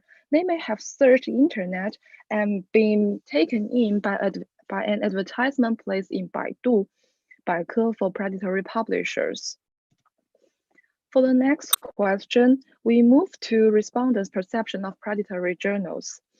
As the table shows, drawing from the previous research and published criteria for predatory journals blacklist, we offered 25 statements about predatory journals, and we also put a fill-in option, others, at the end, so that respondents could add their options in their own words. Besides, we separated respondents into 2 groups, those who had submitted to predatory journals and those who had not, because we want to find out whether those who had participated in predatory publishing had a different understanding from those who had never submitted to predatory journals. Here, I would like to share some notable findings. For example, 69% of respondents agree that predatory journals were poor quality, and 61% of respondents thought publishers of predatory journals were disreputable. Besides, over 40% of respondents agreed predatory journals had high APC, lacked a proper peer review process, were unacceptable by peers and colleagues, and had a broad topical scope, and had no clear policies of misconduct. However, Some respondents confirmed some of the utilitarian benefits of predatory journals. For instance, 80% of respondents agree that predatory journals offer quick publication, and 77% of respondents thought their job may be easily accepted by predatory journals. Besides, slight differences could be found between the two groups of respondents. For example, nearly 70% of respondents who had submission experience agree that predatory journals had high APC, while only about 55% of respondents who never submitted to predatory journals shared a similar view. And over half of respondents, non-submitters thought predatory journals lack a proper peer review, while only 38% of respondents who have submitted to predatory journals agree with that statement. For this discrepancy, we raised two reasons for that. Firstly, the respondents may have submitted to open access journals, but mistakenly thought they were predatory. Secondly, these submitters may not have known for certain whether their paper had undergone peer review or not. And the last question was about the submission motivation and behaviors. 80% of respondents said they may likely to submit to predatory journals. Among them, nearly 80% of them said because they were under great pressure to increase their publication record, and 43 respondents said they need to meet the target of graduation and promotion. 17 respondents said actually their institution didn't have a clear policy or journalist, so they would like to submit to a journal which their papers were likely to be accepted. To our surprise, 12 respondents said they lacked confidence in their ability to publish in reputable journals. Well, 20 respondents said they were uncertain whether they were going to submit their papers to predatory journals. Reasons for the uncertain attitude related to qualification requirements, unknown future, and specific situations. And the majority of respondents said they won't publish on predatory journals. Here are some reasons that why respondents refuse to publish on predatory journals. Overall, reasons for being unwilling to submit to predatory journals was somewhat more varied than reasons offered by those who were willing to submit or unsure to doing so. After the whole research, we summarized 4 main conclusions. First of all, we found that Chinese students generally have insufficient knowledge on predatory journals, and they are disapproved of publishing in them. Secondly, some respondents lacked of abilities to distinguish predatory journals and open access journals, and differences in respondents' perception of predatory journals could be found in STM and humanities and social science. Third, the institutional policy plays an important role in shaping Chinese PhD students' publishing behaviors. Last but not least, the stated reasons for refusing to submit included pragmatic concerns about institutional policies, career advancement, and some moral objections. Well, above all, the study serves as a pilot study, and in the future, we could do further investigation on that subject. And that's my sharing today. Thank you.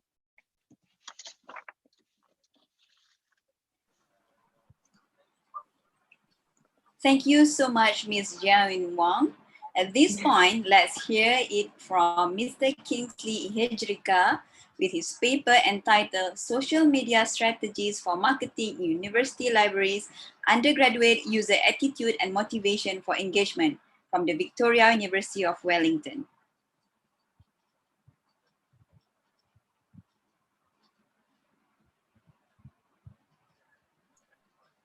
Hello, my name is Kingsley, and I'll be presenting just a snapshot of the result of my PhD, which has been concluded and done.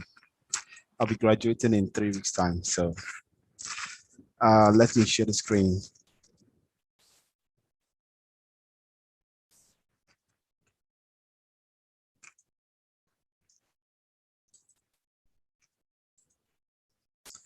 All right, can you see the screen?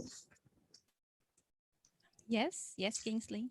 Thank you. So I want to say a word of gratitude to my supervisors, Professor Ann Godin and Dr. Philip Calvert, for their supervisory role in this very PhD doctoral research.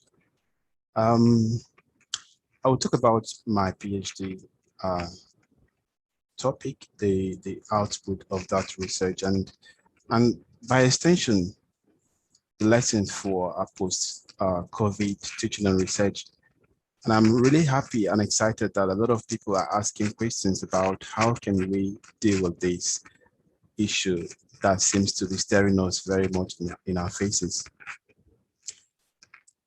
So this is like a snapshot of the problem statements, the research objective, and the research questions that guided this very study. Some of the curious questions that I asked to begin with was, what is known about university library use of social media? Because before now, libraries have really embraced social media. Some of the published work have mentioned that we need to be where our students are. So libraries embrace them with open arms. But there are some key questions which I wanted to answer. And that is what actually encouraged the pursuit of PhD in this light. And so the question now, are library users enthusiastic about connecting with library on social media? So while the library are very much enthusiastic, do library users share that enthusiasm? And in this case, my focus now is university libraries, and with key emphasis on undergraduate students. So now the next question I raised was, can engagement be fostered between the library, which is the university library, and undergraduate users? So these questions shaped the literature search that I conducted, and then eventually I came up with the questions that are listed here. And in the literature search, there are 3 key terms that I found. These are the pillars around which the literature review that I conducted lay. So the first one is marketing, user engagement, and social media. So marketing more is about listening to the customer to understand what they want and what could be done to help address that which they want. But it seems marketing is something that has been embraced by libraries, particularly university libraries, but it seems that we are more into the promotion, getting things out there, but without the communication aspect of marketing. First of all, knowing what people want, listening to them, getting to understand their needs and preferences, then it seems that what we are doing is tantamount to shouting in the void. So that is the question around the research that I conducted. So the next point is user engagement. So user engagement is a critical question that we're asking now. And social media indeed offers a very profitable tool to address that. So user engagement here, I mean, some form of interaction, collaboration, and communication going on between the library and the users. So the use of social media by the library has been characterized by, okay, here's what we've got, here's the material we've got, use it and you'll be all good. But we are looking at, could there be a situation or a way that users can interact more with the libraries? Could there be a system where relationship can be built so that the library can interact more meaningfully with the users, getting to know what they want and how the libraries can satisfy that want. So in that view, this is the research design that really was instrumental for this very PhD study. So for the research approach, I used mixed method, given that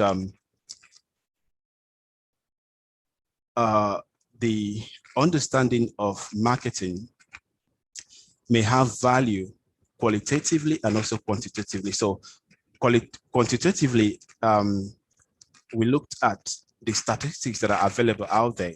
Then qualitatively, getting to understand people's insight and the motive for why they do what they do. So in that point of reference, interview was used to reflect the qualitative approach. And then I used a survey as well for the quantitative.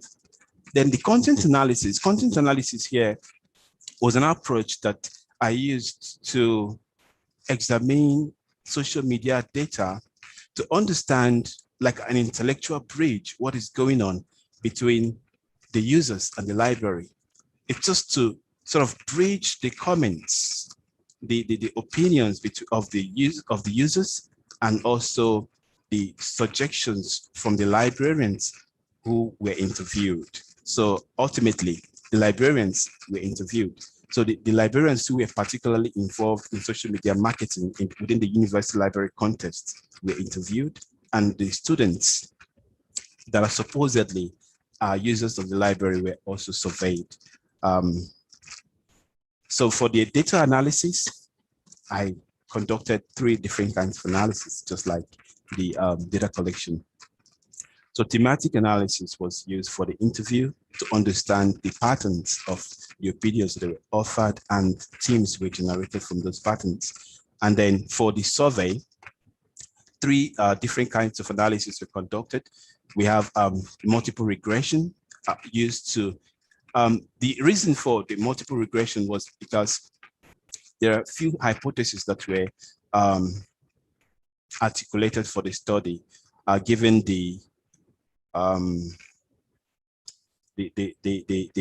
theoretical framework that guided the study. So the theoretical framework, I don't want to get ahead of myself, was elaboration likelihood model, which was used to understand the likelihood of persuasion.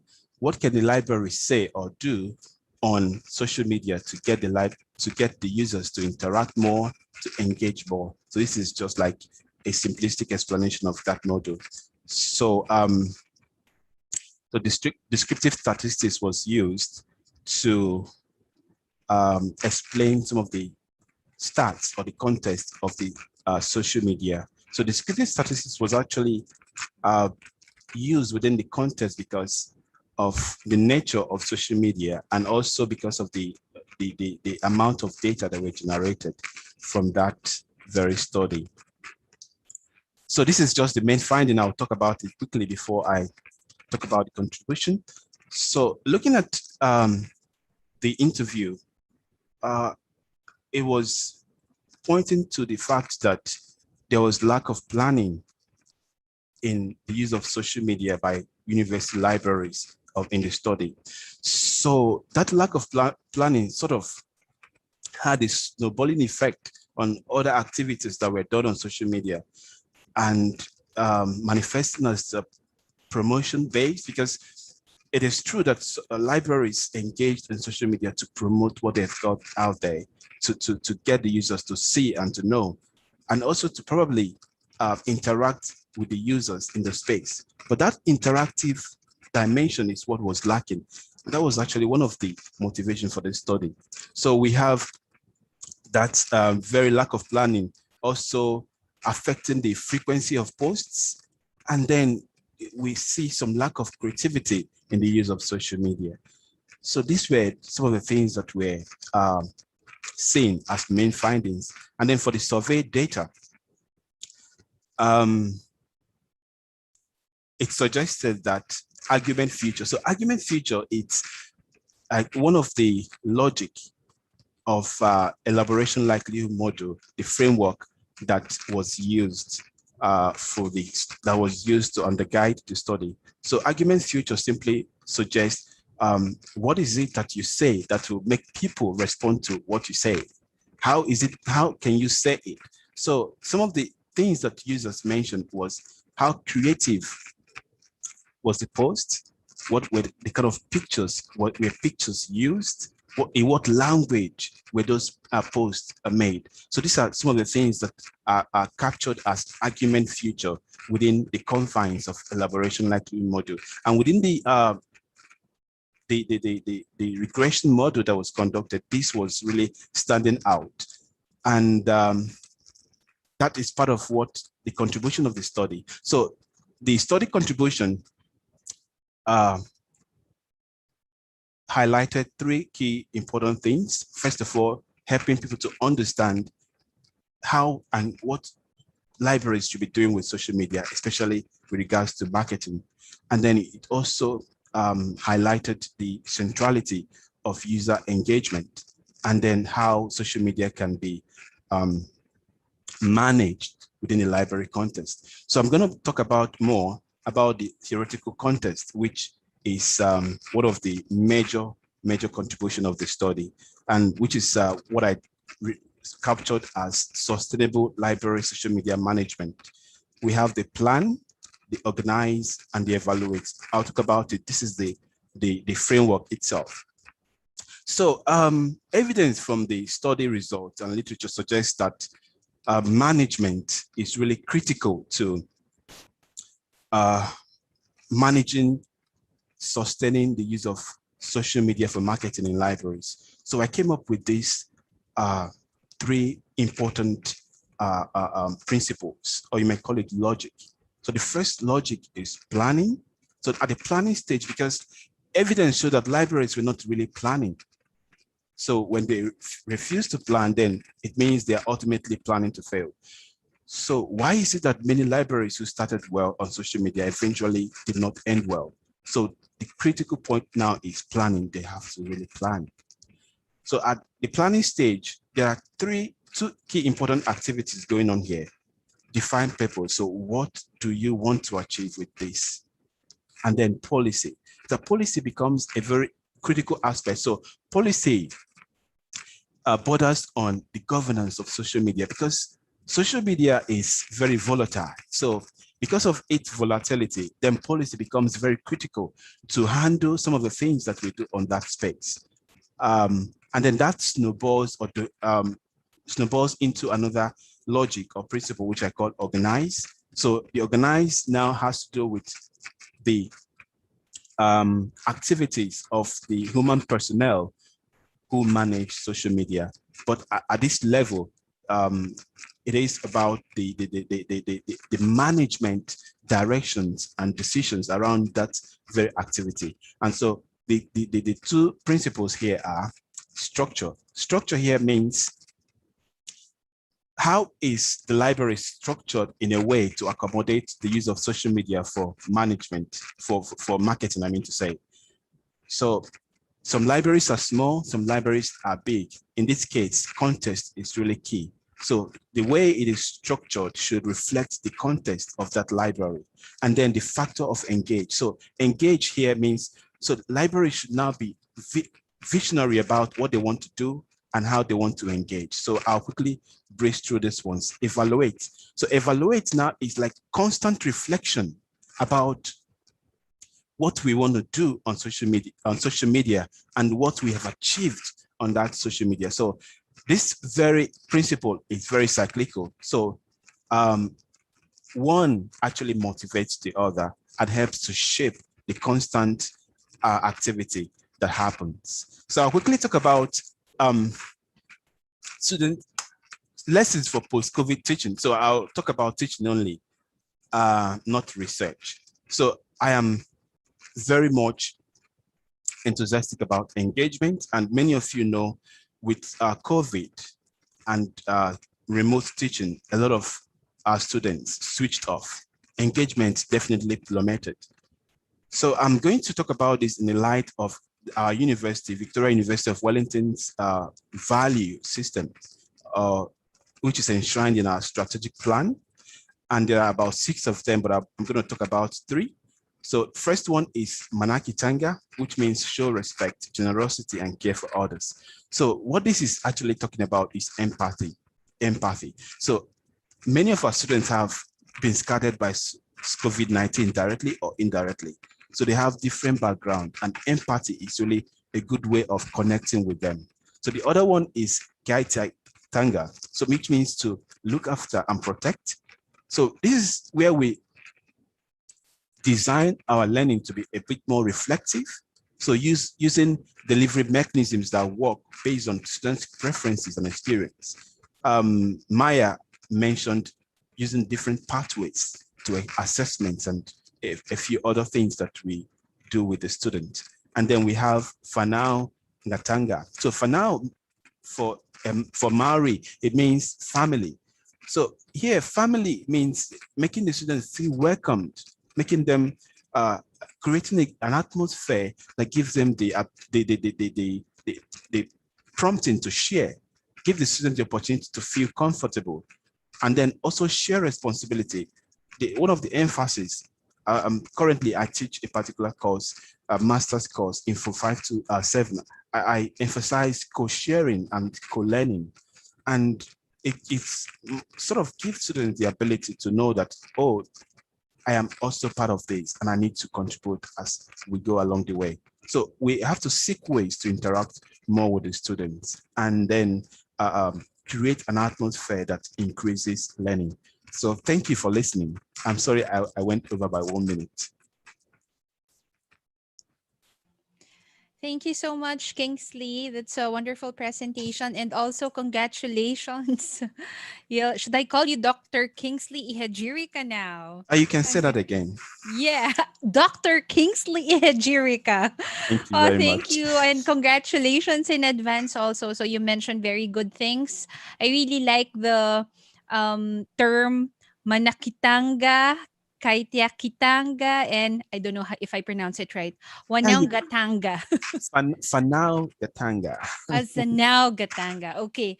Thank you so much, Kingsley, for sharing your research to us.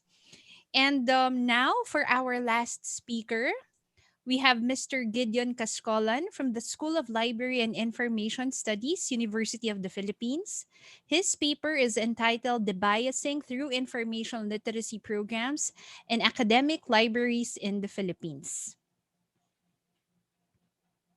Hi, my name is Gideon, and this is my presentation of my research entitled Debiasing Through Information Literacy Programs in Academic Libraries. Here I go. The major motivation for this study is combating misinformation. As early as 2013, a World Economic Forum report listed digital misinformation as a global threat to society. The world has seen some tangible manifestations of this threat since then, like a recent treasonous riot that was partially driven by election-related misinformation. This study proposes an information literacy approach to this problem, particularly within the context of a library program.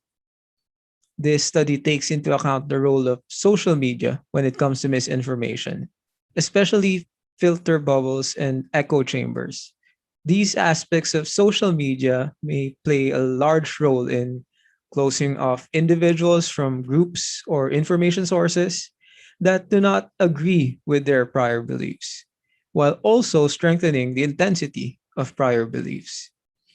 Now, 2 biases must be noted here.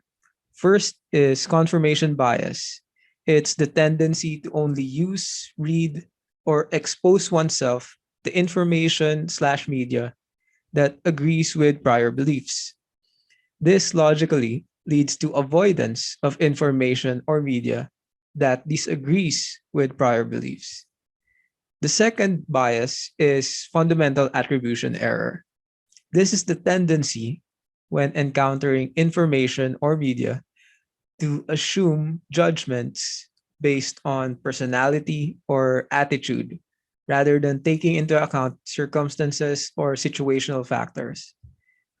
This is particularly problematic when it worsens pre-existing prejudices and it promotes an us versus them mentality. Now, the combinations of these aspects of social media, filter bubbles and such, and inherent human tendencies towards biases make for a dangerous formula that can lead to misguided decision making, or worse, radicalism, extremism, and violence. The information literacy approach of this study is then focused on these biases to counteract misinformation both within and without the context of ICTs or social media. Information literacy programs come in many forms. The iteration in this study is a direct instruction program, like a single session class. This is already part of the services of the institution within which this study was conducted, the Far Eastern University. This study created a single intervention or single session program with the aim of long-term bias reduction for participants. The exact steps were documented into a module.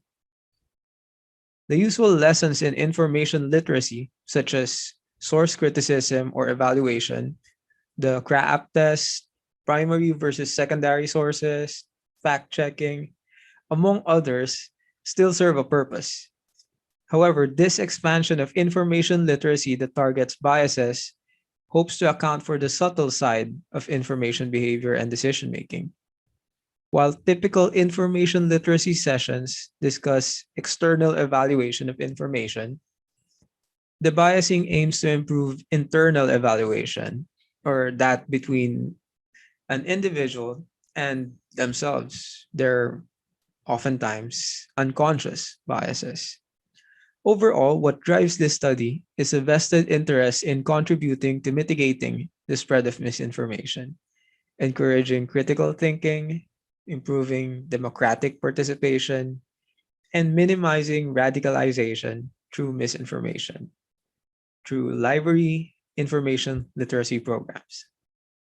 Now, the problem statement of the study is as follows. Can a scalable, concise, single intervention debiasing training information literacy session work effectively in mitigating bias? Specifically, how effective is the biasing with training as part of an information literacy program in terms of mitigating the following cognitive biases: confirmation bias and fundamental attribution error bias? If the training was effective in mitigating the selected biases, what was the level of retention of this mitigating effect? Lastly, how did the information literacy program participants perceive the debiasing training? Now, as to how significant the study is, the more modest and realistic contribution of this study is to contribute to the expansion of our ideas regarding information literacy, to include internal evaluation and integrate biases in lessons. The output, a module, can also serve as a useful template for other institutions who might be interested in bias reduction. The biasing can be useful for research, imbibing a willingness to read diverse literature and a willingness to be exposed to ideas that might contradict a central thesis can be very beneficial, especially to researchers and students. This study is also significant in that sense, in that it tries to teach that. On a much grander scale, if the approach used in this study is effective, especially long term, and applied on a larger scale, it could potentially lead to reduction of the spread of misinformation, maybe improved democratic expression, reduced radicalism, improved decision making for participants, and improved individual and collective information seeking behavior. Now, as to the framework of this study, it operates under the GEST Windows framework of information literacy by Lupton and Bruce. In line with this research views information literacy as essentially viewable in three ways or windows, if I may. as generic, situated, and transformative. The full differences between the three are much longer, but their definitions should be sufficient to differentiate them. The generic window views information literacy as a set of cognitive skills and processes used for finding and managing information. The situated window views information literacy as a range of contextualized information practices, discipline-based, work-based, family-based, community-based, etc. Basically, it's situated in a particular context. And the transformative window views information literacy as a range of information practices used to transform the self and society. Specifically, this study takes the generic and transformative approach to information literacy. It's generic due to the aim of scalability, the treatment of the subject using a single training video for a variety of participants, etc. There is no major customization of the training for a very specific target audience. It's just set up towards participants that are undergraduate students. It's also transformative due to the goal of debiasing and its applicability in many contexts, including civic duty and participation in democracy. It also has a largely internal or introspective approach to information seeking, rather than focusing on the external approach of the generic view of information literacy. Now, as for the conceptual framework, this study builds on many concepts, mostly based in psychology. These attempt to explain biases and heuristics. While there is so far no absolute consensus on defining, approaching, or treating bias, there are enough similar threads in the literature, enough recurring ideas, even though they take many different forms, that a pattern can be found to explain the conceptual framework under which this study operated. These interconnected ideas were encapsulated into a singular framework. Heuristics and biases is the tradition that this study follows. That is to say, its main assumption is that human cognition inherently takes shortcuts, and these shortcuts can result in errors or what we refer to as biases. The main crux of this study, its conceptual framework, is the biasing by training. Put simply, this study assumes that biases, or at least the ones targeted in this study, can be treated, they can be mitigated, they can be reduced.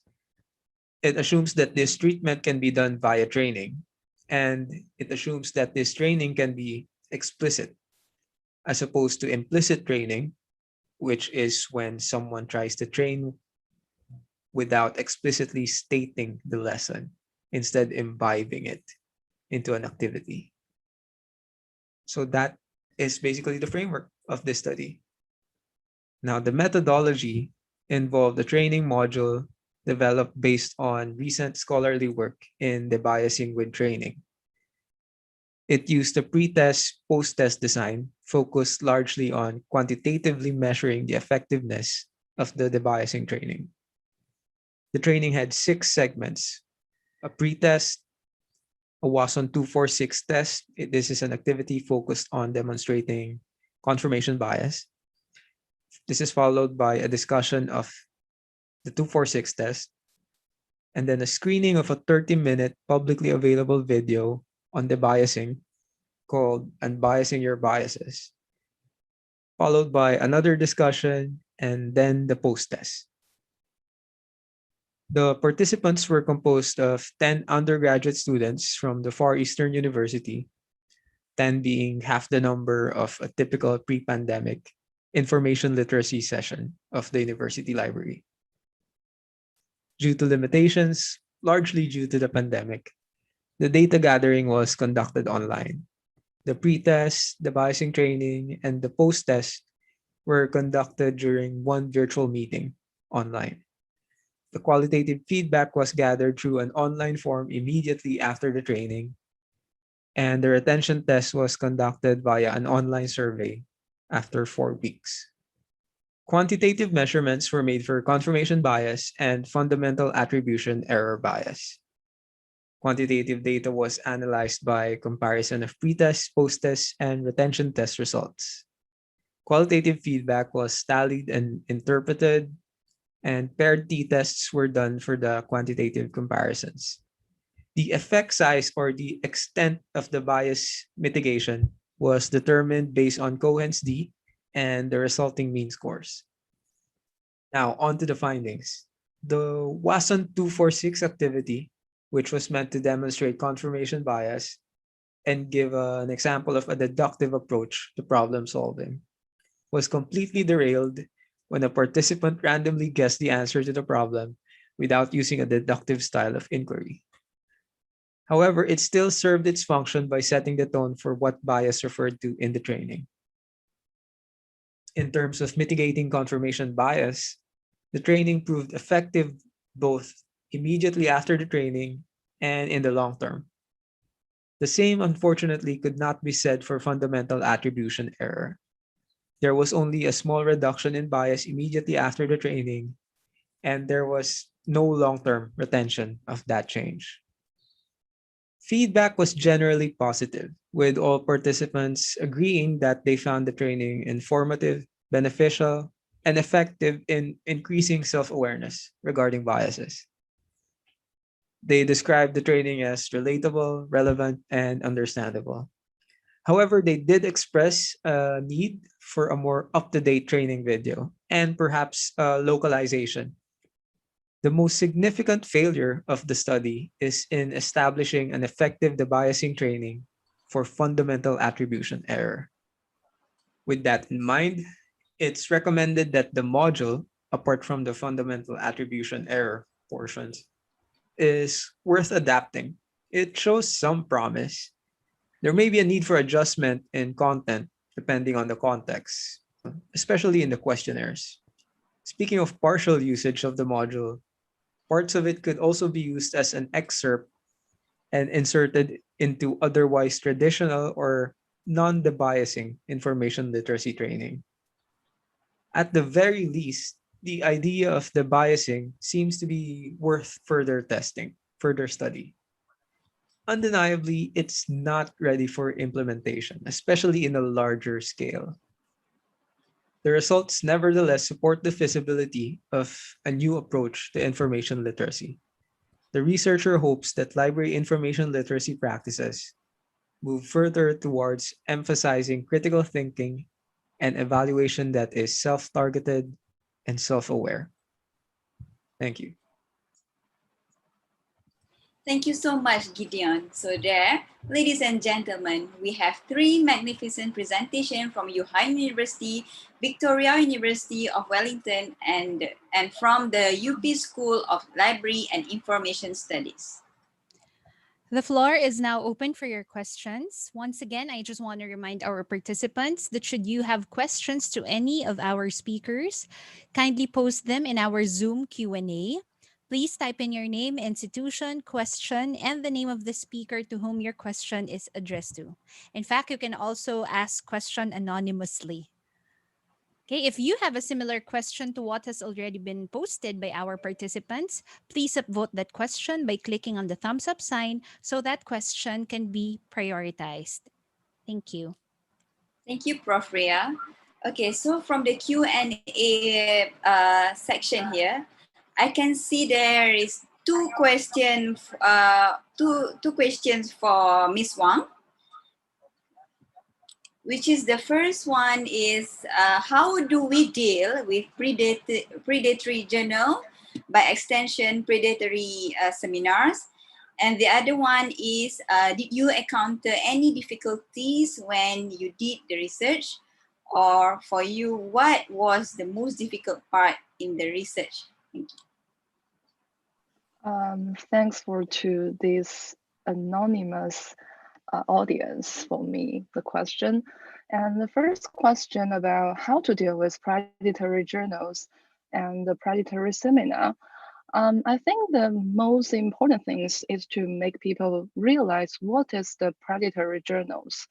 Actually, it has different meanings in China and abroad China, because maybe in the Western countries, they know predatory journals from the Jeffrey, like the Jeffrey predatory journals blacklist, and some companies try to have the blacklist as well. But actually, in that predatory journals, it means the journals without any proper peer review process, and also it's aim for profits, something like that. It's very strong business business things. People should realize, firstly, maybe they should see some websites, should see the journal's websites, because we should try to foster our ability to see whether the website is fake or is the true websites. Yes, it's the first things. And in other words, people may receive lots of like the invitation letters, and most of the invitation letters will predatory seminar or predatory journals. We can't trust or we can believe in this kind of invitation letters, just delete them at all. Yes. And we should follow the programs or follow the seminar, the meetings, the conference from a formal way to get into the seminar or something. Yes, but for China, maybe the institution will help you to know what kind of journals they may not want you to publish on them. Yes. Besides, for some students, especially for students like the graduate students, they should maybe for them they should have I think they have the official registered or something like that to tell them this is the official website. It's not, or it has lots of fake websites online. Yes, so maybe they can find a journal, the paper journal, to see how to submit submit to the journals or something. Yes, it has different ways, I think. But the first thing is make people realize how to realize what is the predatory journals in their countries. And for the second question about encounter any different difficulties when I did the research, or was the most difficult part in my research, I think this is a question for every researchers, for every doctoral researchers. And I think the difficulties firstly is about deliver the questionnaire, how to reach as widely as I can the doctoral students. So we use several online communication platforms. Some of them are like the Weibo is the social media, but it has some bots. Yeah, you can just maybe give them some money and they will help you to spread the questionnaire, and lots of people will get that. And some forums in China, we have some forums to some specific forums or scientific forums help you to get the audience. And besides, the other thing is about the anonymous. Yes, because predatory journals is a little bit sensitive, and people who submitted to predatory journals, they don't want to let others know they submit the journals. So I think it's the difficult things to how to keep it safe, keep it secret. And the most different part, a difficult part, maybe the later one, yes, the anonymous one. So I just hide the name of the journal and just share you the results, not name the journal here. Yes, to keep the reputation. Yes, thank you. Thank you so much, Alice. I'll call you Alice. Did Thank you you. do your data collection during the pandemic, or was it prior to the pandemic? It's a little bit prior to the pandemic. Right. Yes, but I write the paper during the pandemic. Yeah. Okay. It's good that you were able to get your data already. And Yeah. then during the pandemic, you just write and write and write. Yes. Right. Okay. Yes. Thank you so much. And I think since the question is directed to Miss Wang about the difficulties that they experienced doing the research. I think we can also ask the same question to Mr. Gideon Cascolan. Jed, I understand that you did the data collection during the pandemic. So how Hello. did you deal with it? What's your pieces of advice to researchers as well doing data collection during this time? So I think my biggest obstacle in conducting the research, because it was conducted during the pandemic last November, I think. And the biggest problem I had was getting participants because of the demand of the research. Basically, I had a 1 hour and 30-minute session, and in which I would demand their internet, their attention, their equipment, and all of that for 1 hour and 30 minutes, plus surveys after 2 surveys. So my answer to that problem, is similar to Miss Alice, was financial incentive, of course. Make it easier, make it smoother for them. Not too much, just enough so that I make it up for their time that they're contributing to the study. And a second problem I had was with scheduling. Even though I set the schedule very early on, the participants were informed. It really took a lot of follow-ups. So I think regular reminders for participants, at least in the case of my study, was very helpful. Yeah. Yeah, thank you so much, Jed. It's really difficult writing your research during the pandemic. Well, it works both ways, right? It works both ways. But okay, this question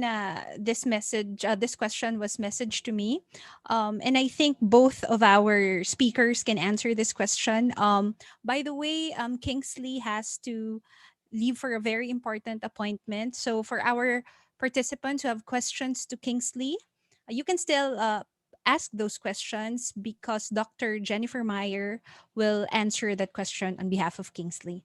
Okay, so for this question, for example, for both of our presenters, if we would like to replicate your study, for example, that of predatory journals from Wuhan, if we want to replicate it in the Philippines, or Gideon, your research would want to be replicated in other countries, what particular aspects of your research do you think should we improve on? Specifically, methodology, or improving our questionnaire and all those other things. Let's start with Alice. Yes. Um, it's a little bit hard to answer this question. If you want to present this in other countries, it's different. As before I said, because we have different standard for predatory journals. So, but one thing is, maybe we could do a more specific research on that. And for example, we can focus on the group who people has already submit to predatory journals like that. And besides, we could do some interview with these students, why they were willing to submit to predatory journals, and did they think about maybe some bad influence on that or something? Yes. And also we could do this, maybe we could do some other research like to compare the different predatory journals list and something. Yes. And that may be more more easy to realize or reach. Yes. Yes, that's right. We do have to contextualize Yes. the problem. Okay. Yeah. Jed? So for the case of my research, I think there are a lot of points for improvement, as I mentioned in the record, as the recording mentioned, not me. Our My approach to fundamental attribution error, that part of the biases did not quite work in the training. It didn't really have a big or long-lasting impact. So I hope the next person who tries this gets better results. Also, because of the pandemic, I had fewer participants than I planned. So maybe the next person should have more participants. It will also help in the confidence of the results, more reliable. Uh, mostly that's it. I mean, if the study was conducted in person rather than online, that's probably more beneficial. It's easier to motivate the participants to participate. Like in the particular activity that was part of the module, it didn't quite work because it was online. But if it was in person, I imagine I could have incentivized it further. Maybe I'd reward the person to guess the problem or to answer the problem with like a bookmark or something simple, but might be enough to get better results. Yeah. Yeah, thank you. And I think we have to look for funding for our research so that we can incentivize as well our respondents, right? Okay, Dr. Ernie, do you still have questions? No, I think at the Q&A section also there's no more questions. Okay, Dr. Ernie, I think I have a question. I think this will be very apt for a last question. Yes, sure. Yeah, I hope any piece of advice to all the researchers out there, all the graduate students out there doing their research, any piece of advice that you want to give to them, give to us, to inspire us and to motivate us to write our paper? Alice? Well, um, actually, I'm at the last year of my PhD research, and I think the advice firstly is attend more conference like that to ask questions and listen to others' research. So maybe you can raise some new ideas and inspire from others' research. The second thing is do as much as you can. Just do it, and yes, and learn as much as you can. Yes, read, do it, and just practice it. Then you will find how to make it much better and better in the future. Yes. Yeah, thank you so much. Just do it. Expose yourself to the literature, attend conferences, and grab Yes. any opportunity presented to you. Yes. Yes. Okay. That's noted, Alice. Jed?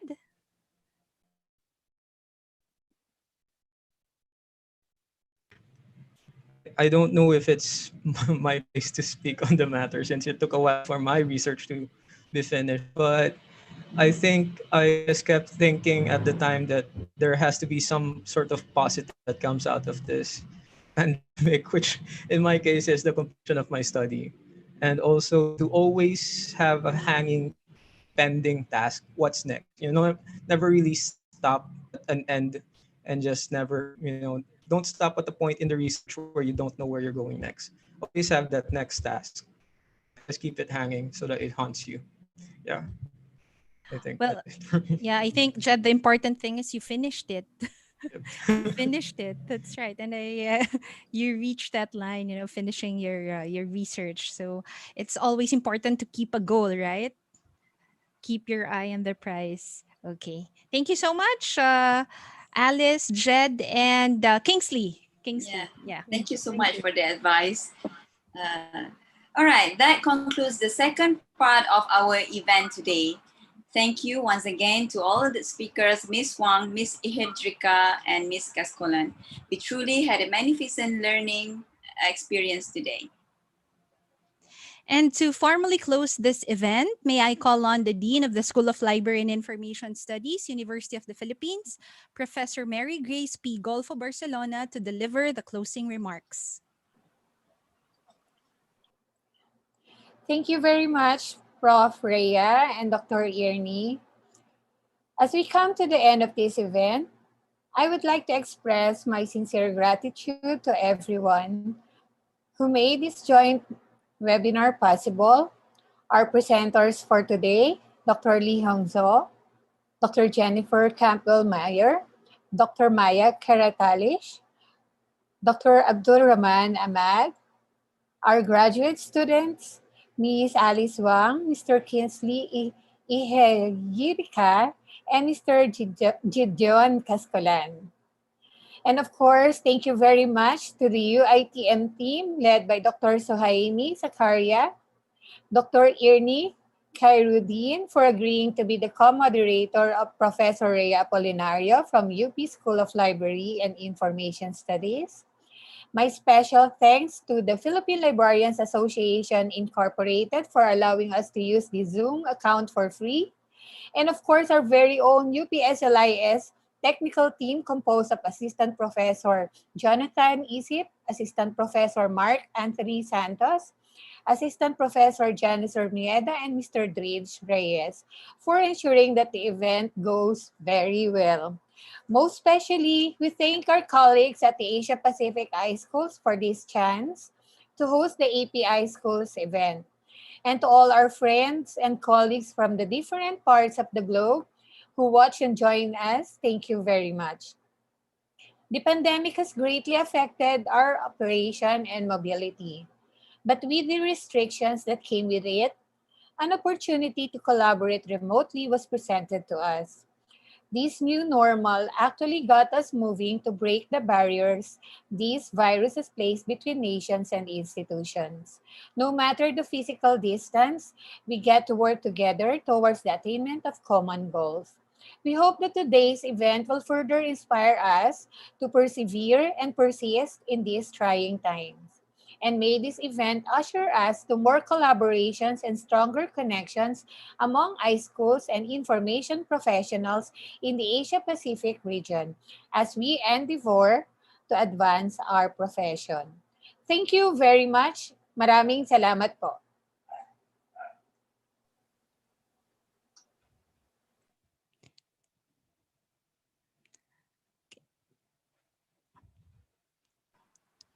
Thank you, Professor Mary Grace, the Dean of School of Library and Information Studies, University of the Philippines. I hope all of us can get a benefit from this event.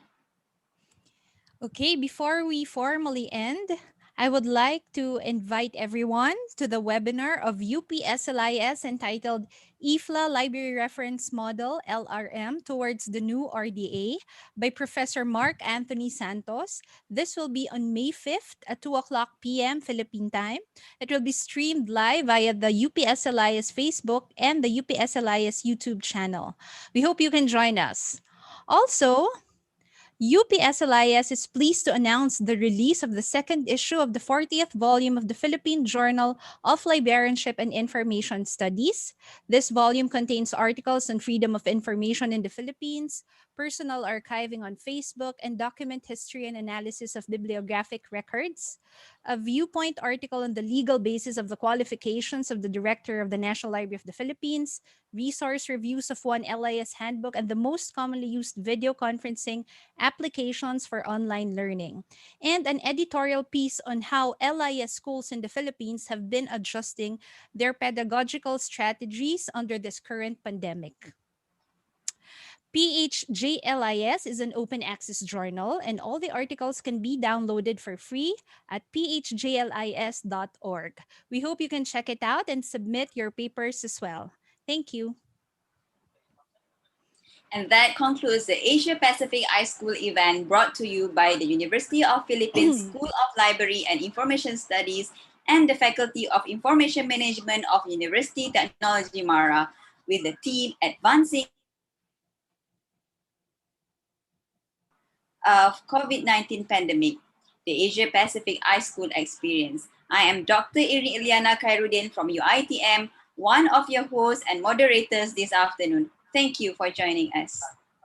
And this is Professor Rhea Rowena Apolinario from the School of Library and Information Studies, University of the Philippines. Again, a special shout out to our technical team, Professor Nathan Isip, Mark Santos, Janice Urmieda, and Mr. Paul Reyes. And that wraps up our event today. Thank you so much for joining us, and we hope to see you again in the future activities of Asia Pacific iSchools. A pleasant afternoon and stay safe. Bye. Take care. Bye. Bye. Thank you. Thank you. Yay! Congratulations for the successful event.